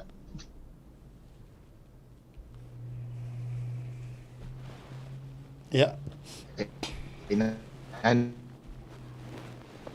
si sa o tau whailo atule i lea foi i le tūlaua whano sa o tau whailo ai ia ona i pe o la maula vai ai na ua mātou toi whaasoa foi mai teitai ia o te lei oso atu ai se whamalama no wanga i sa o tu ai whaitutoa ia ai pe lea te mile ana pe na tau toi a whai na il fōla ngā whaile tātou wang whaile na iei na i lape ia pe ua bai lua ina te longono ina le sa toi e whato whala inga whina ngalo foi oli ka mai a leota po le whionga ia inga samtona ia sa ma whaasoa whaila ma o wha e foi ile tamai a leota ia ma dielo whina ngalo sa te talo ma ia ono ua se sa tai pe ona e lau sau noanga se ele sa ai mai se foi o tāpenanga ia o nei tāpenanga pe ona u whailu ia o tāpenanga e a foi o lo whau whaatasi manisi foi o tama whanau tamari ma whaila unga o lo tautua ai tau malele mai tumuai ngā ruenga ma whaiva o ati nai foi ma pisi nisi a me se foi o le to tele o tamari ma whaila unga o le tumalo ia ele ta ai whaafala e se langona fina ngalo o le tumalo se tau tuia tau pole ai ai e manino lava le whautanga fo ia arto whatula whaleri ia fiu na ua masti ia tole tumalo e momoli ia le ia mātou umai tō tōru le vaenga whaupu whai. Lea la wasa au mai fwoi whato whala inga te tai fiu ma le tātou i tūmano. Pau alo le pōrenga, o na o le tō tōru. Ia nei te ua vea ma au ala e whale tōnu ai le tātou vaenga whaupu whai. Ia e manino al whautanga te mai a fiu. Ia, o whionga te tai na au le mare tō ma le tātou vaenga whaupu whai. O upu tau tino. Tātou te toi wheilo ai e mo moli mai le tanga tō tōru le tōnu le vaenga whaupu whai. Whai ma sui o le tūmalo. Ile mai ai ole ole fainga fisinga ole winga la wala to ta ole fautanga le a fiu ona e pe no fa to ele ta ai fa la so ma to la ona fina ngalo le tu malo a lo mai fisinga le tunu e ta utala mal fa lo al me ai e mautino el ma to ia vai ia ole ala fo le nai pe no fa tu na lai fo yo na fa ma ite se la ona ina wo fisili mai ita ma ole no uma ta ma ole tu malo ole na ta oto la to fina ngalo le vaenga fa upai matu tali tu ia o lo li lifa la vale le tu malo le tatu vaenga fa upai ono tali tu ngale o ile ta o toai ia manuia o le tu malo mo le mana ia ile matu la vala ia va fe ngai fo ima tunga swa fa ia fa ola yona me se fo yo o le fionga ia in sam tona ia fionga lota ia mai ala va una so le pule ma fe tu nai ia ona ua moni elsa ona ia ua se elsa ia ua tapena lava fo ili nei tai ia ai o fea lava ili fina ngano le tua ile fai unga mari filinga ia o ina le ua tato fa tali le tua po fea ilo fina ngano ia ina fina ngano fo ima paloto mal fai unga fai ale tu malo au te le vala le peta ua tu ngalo fo ima ua tu matangi ia ina ni te ua vea ma fai no tato no fo ale ia ilo ua tali tonunga tau tala mal falo alo ia e lo te tununga e to ma wan fo ta tu malo tu lo pa ya ne fo inicio tamari i ma faila unga ia o lo ta ma fo ima i le feelinga le tu nu ina nei te wa faita mai wa ta ai fa fala fo ile ia tu langa fo i fina ngalo ia au la una mai o la fo na ia talia tu tu saule o le siria siata ia me se fo yo le ia ta wa ia ma le fa fo ma wa ta tu tu nu ma lo va ua mai ale tatou whaataranoanga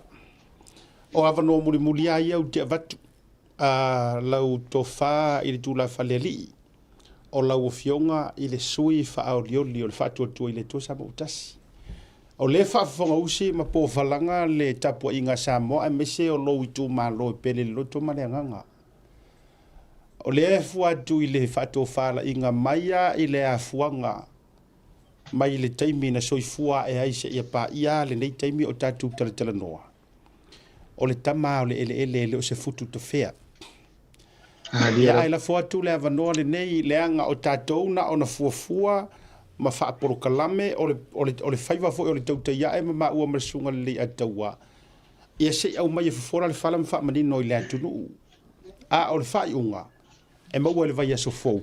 pe a tau pure o le lo fa malanga le tu watu la nona ia e tau runga i sau noanga ia wa fu sau tu malo ia avatu le fa atu tuanga malala tu fa manuanga e te ave ai le fu ai te fa lo to faling le tu la falali ai ia after tere sia kama dia taua ia mi se fo yo le fa fonga maua tatu atu no uma tatu paanga ia wa fa muri male ai se fa matalanga ma se vai le pa yo le tu malo e pe ia ole e aso sa filo ia le fa la ulo ma le road show fo ia tatu vai fa fai itai sabelu ia in life fo yo le tatu tu malo ia le la sa o mana tua le fa ta lo falto inao oi fo yo te neo tamo o se wa kali yo te man ta va en fa ta lo fa ya le au te ne wala filo ai o mona no tio no lo uluna la filo ai le fa mai ya te man ta va ya le out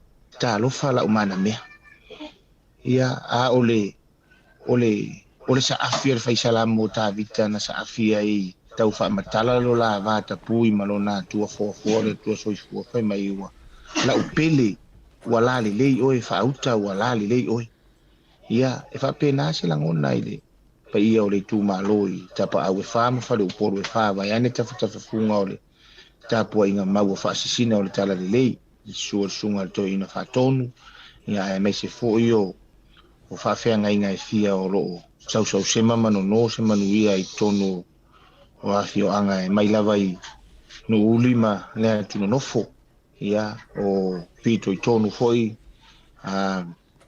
fale uluma fale feusina ia taina ne fo yo savelu fale afa ma fa vai o manu ma lota po ia ma lota po i faiva ia o ala ma fuadi i faiva o alo ma fa na uta ma di foi mi fai la unga ia o tato tu malo ile ngata ye o lo tua vai tono le tu malo e o lo tua au tau malele mai i tu mua ia e mai se ole tau tua ai tau malele mai ya tu nu i mamao ia e uia ina vala ino fonga ia ai le sidi ia le lauto tua vai o lo fai mai ia yo tato ai na male tu malo pe ta yo nei vai ngola fe fafte tele siata mali ata o mal tato po kala mo tau ia ma waso ma tu la le ia pa ia yo tu malo ia fatalo fai ato ela upili pe no fai ato uma fo no fa ngai na upuia wala vale e tau fa matala how dia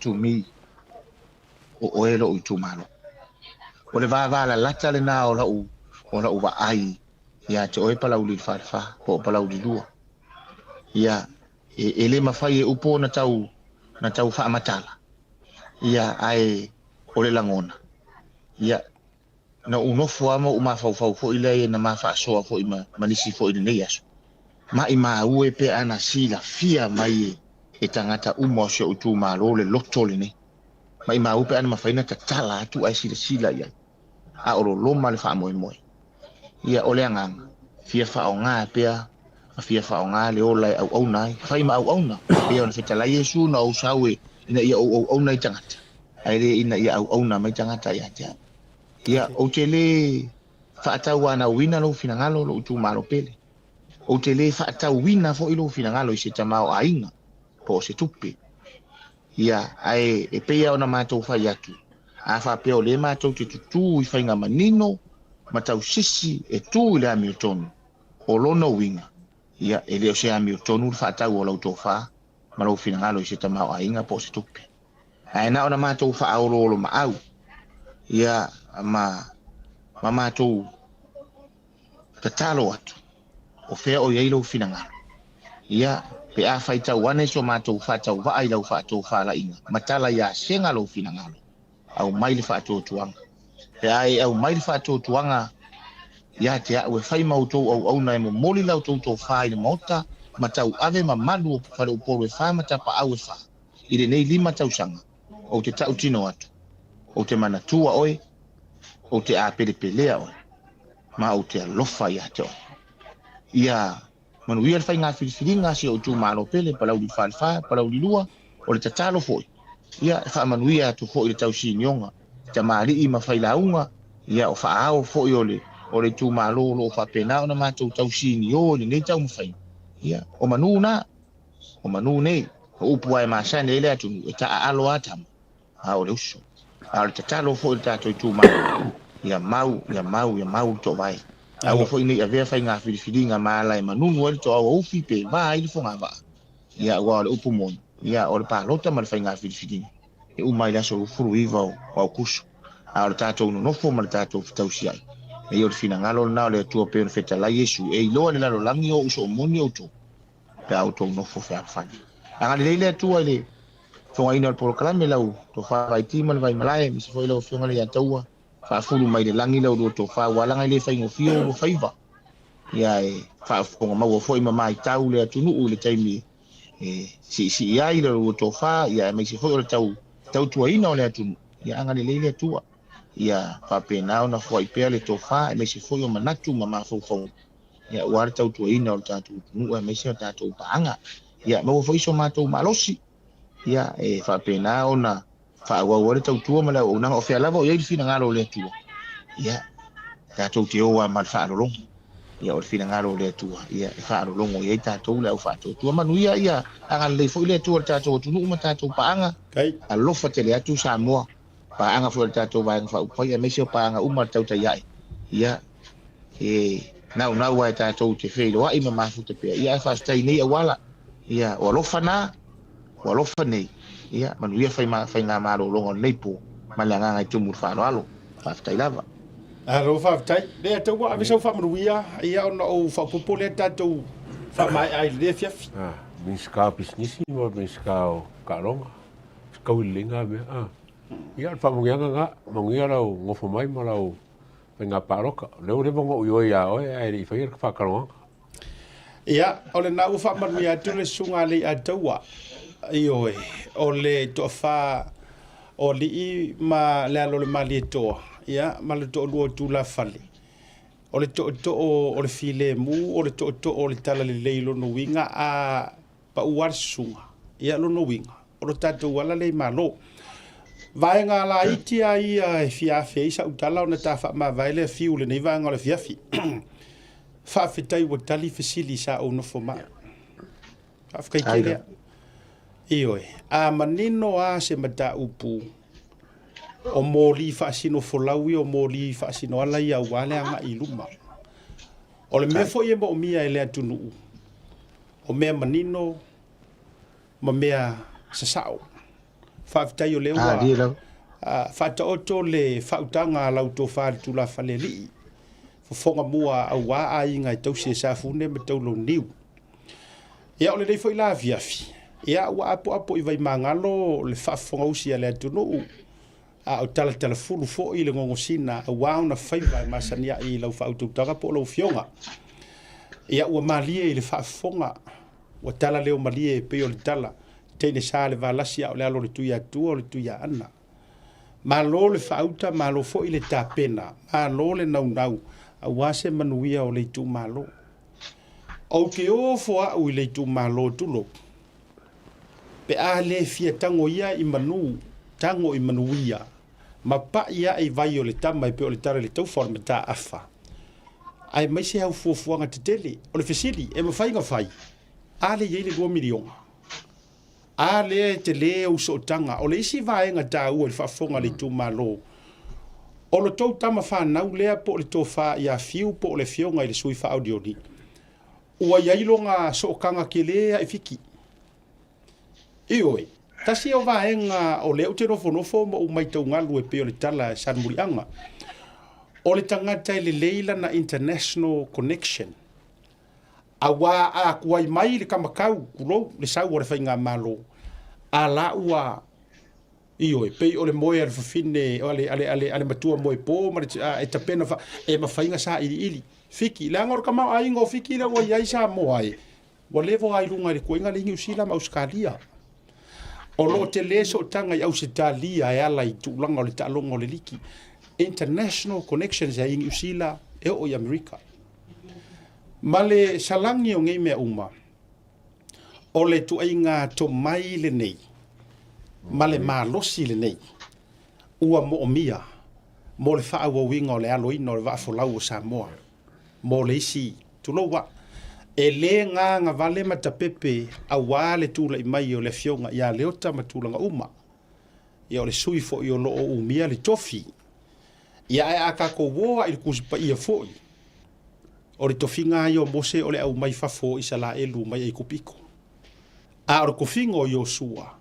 e wha o kongo o ngu forfoleinga ia o mamana fiu o mamana langa ia e te tauna o e a mai fafo ai e ia e ka penga i le tua e a vea e whaakingi ko kongo. I think this is your time. That's what I think. Ja, e le whapeo fo o se tala e vaneai. Ia, o le whamulianga la vai tasi tā tangata lau la au pea, o le whamanuia isi fo ia tātou sui. I le tūlanga ta oto atu, le tātou tū malo palau li le whare wha, whai ma le totoa, whai ma le manino, whai ma le poto lau whiriwhiringa. Kasi alau e kisi, ai e ke mangu iai mo le lima, tausanga, paia inga, ai mai se o awa noa le lei.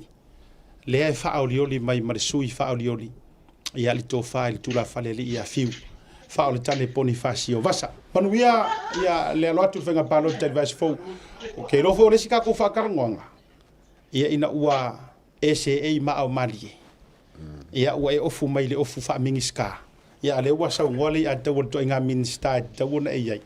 Manu ia tele u whaiva manu ia whaila loatu tātou toa sa moa a tonu e te ubos tātou whailo inga i se taimi o rumana i talonga, a olea ia e toe maua i sisi tātou lau rungo le tātou proklame. A lofa tele mo oile uso tu lau suafa mai tu te tele. Wha manu ia le tui te mo nefi afi. A soi fuaina. A ftai tele, a soi fua. A soi fua. Ia, Mara. Tore, wa kuku ari o kako sui. E uma mabe mo kofinga. O le mea mana ia lea ili tā proklame. O le uma, musuia le anganga pa ia. O ako finga ia la ave. Pau uroma. O roke kilo ko di la wa piwa tik mai edi. O le panga tik. No mo inga e arango fa ku langa le pe fo ringo le fo i fa mo yanga le okara ko ya fiu. Ia.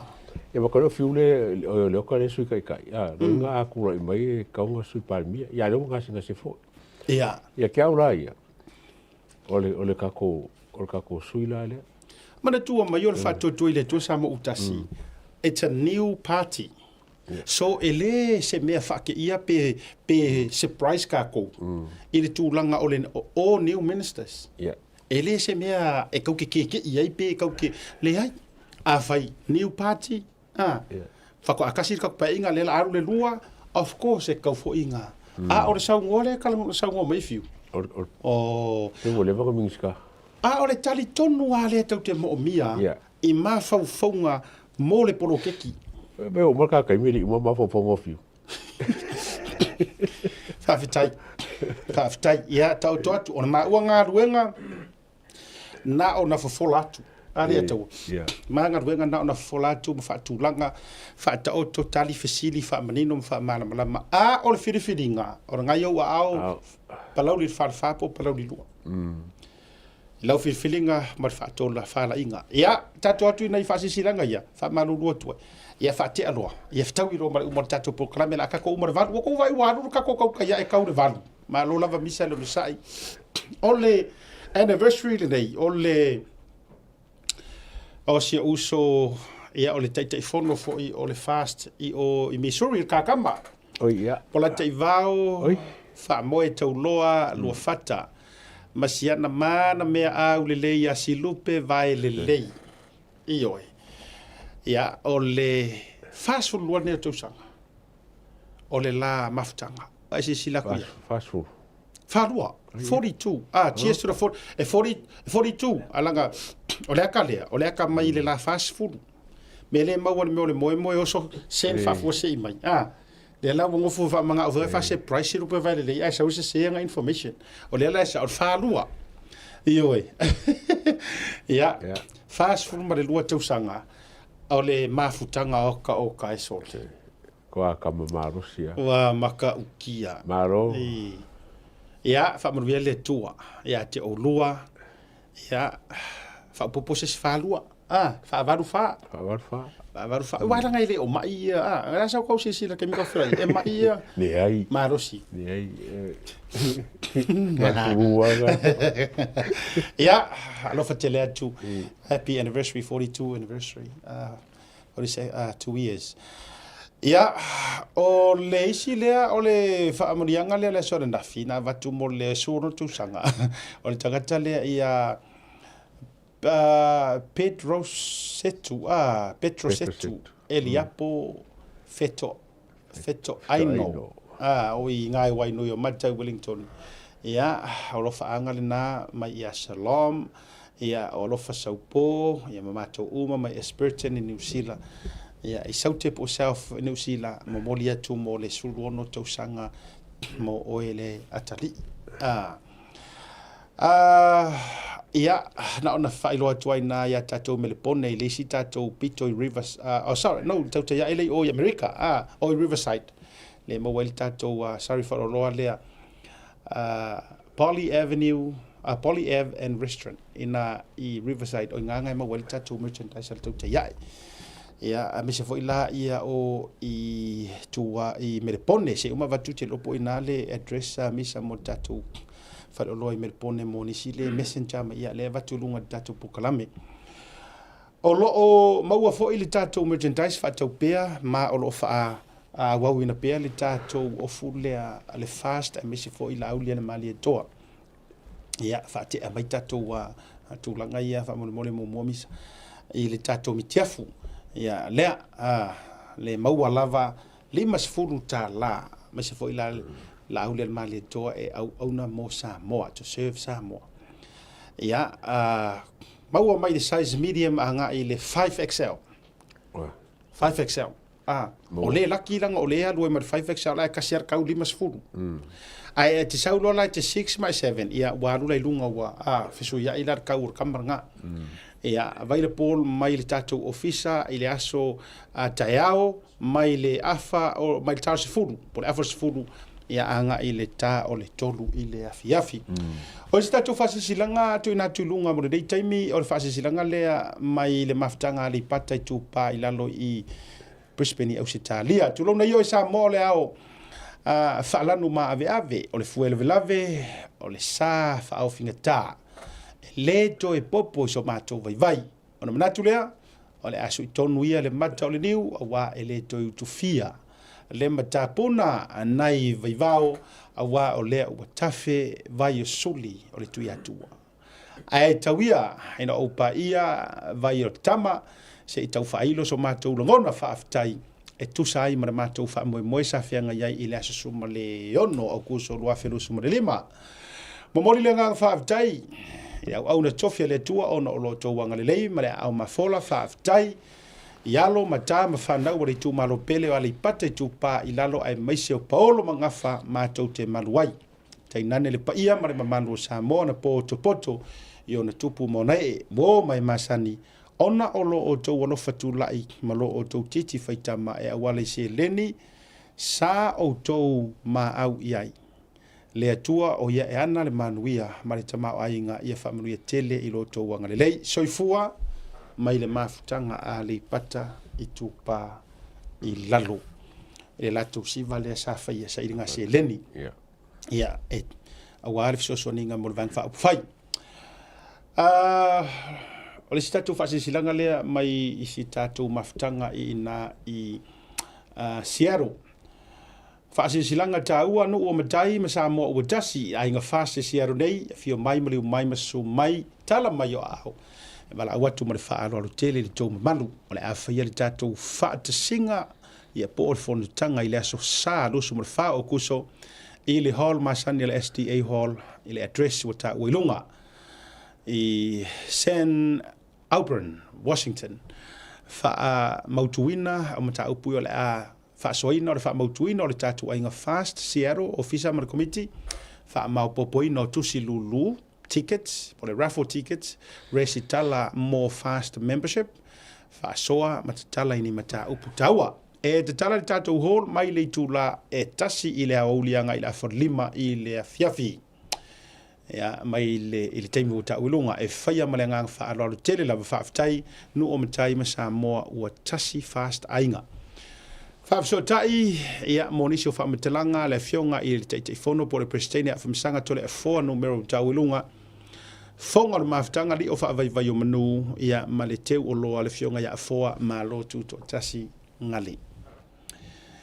Ia o i tatu fasisiranga le fuale sa tu ina po ina misa sa maua o tapenanga ia sa molna o le fafifianga le po o le Siva i Las Vegas tato uma mai Las Vegas o le Siva tele le nei a le sa ilia le ame tonu fundraising ia so ni ai fo i fuanga a wale sa ilinga la vole ame tonu wai umar kako vesi paroka ai fa wo pea tato cases nei ia anga le iane Las Vegas eva ina maua ina mali tato merchandise o le tauta ia ina ile fiafi ia lua se fulu ta la le ulu fale fisoso andi ai ia wa ta penanga mo le sa ilinga o le ame tonu ile aso Friday o le vai aso nei mai finga si ve ka sa uma mo ka kifa ko inga le Fremont ia inga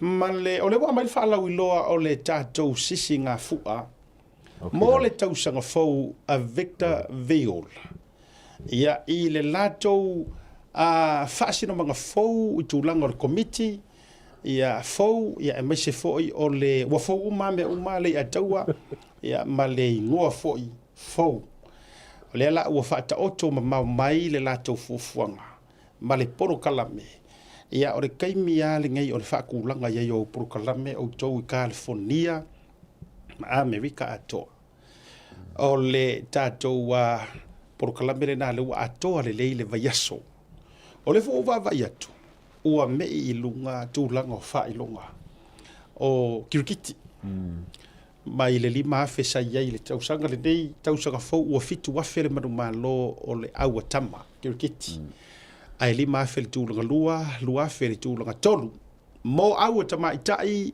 lima afe le tūlanga mua lua afe le tūlanga lua ma le afe lima se lau tūlanga tolu a kore ba ngai adi o pa ona me ore fia ave ska au kirikiki mo ma fa ilonga ia na fo wai lunga mo ila tou nau mo fua wata to vendors food vendors ia mtulanga o lofa tau se lauta la na wa vatule fi ia matulanga o malava e te sila mai ai fa mo le fa so tai ia tato wa informations le na watu ina tu ilunga wa va yaso atoa ia i lalo o le fa malu ale mafutanga le tu lai mo Samoa ia sunga fo ile prestene le fionga ia laumatia po o le tofa ia fioi elisala laumatia ia ai mai se foi o le committee fa tonu o le ua fuafua i le asoluasu ma le tasi o le masino o uni anga i le asoluasu ma le fitu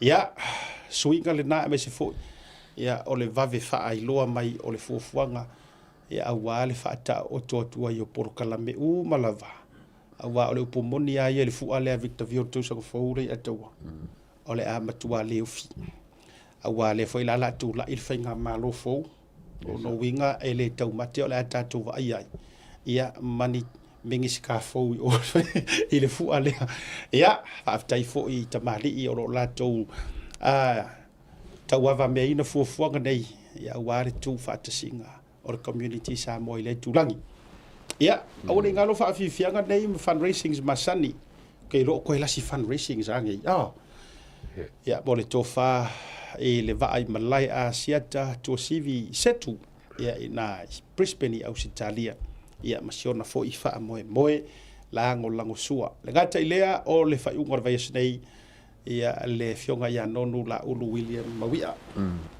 ia i le faiuga foʻi o le nei vaiaso taualuga le programe ma ua tatonu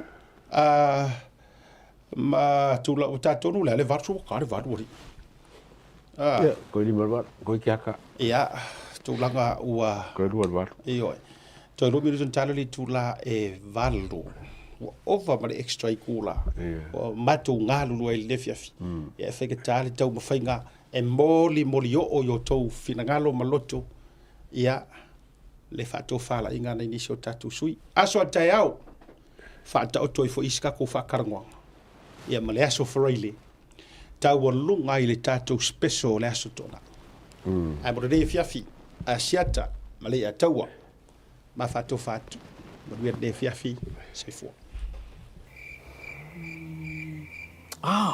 SMI.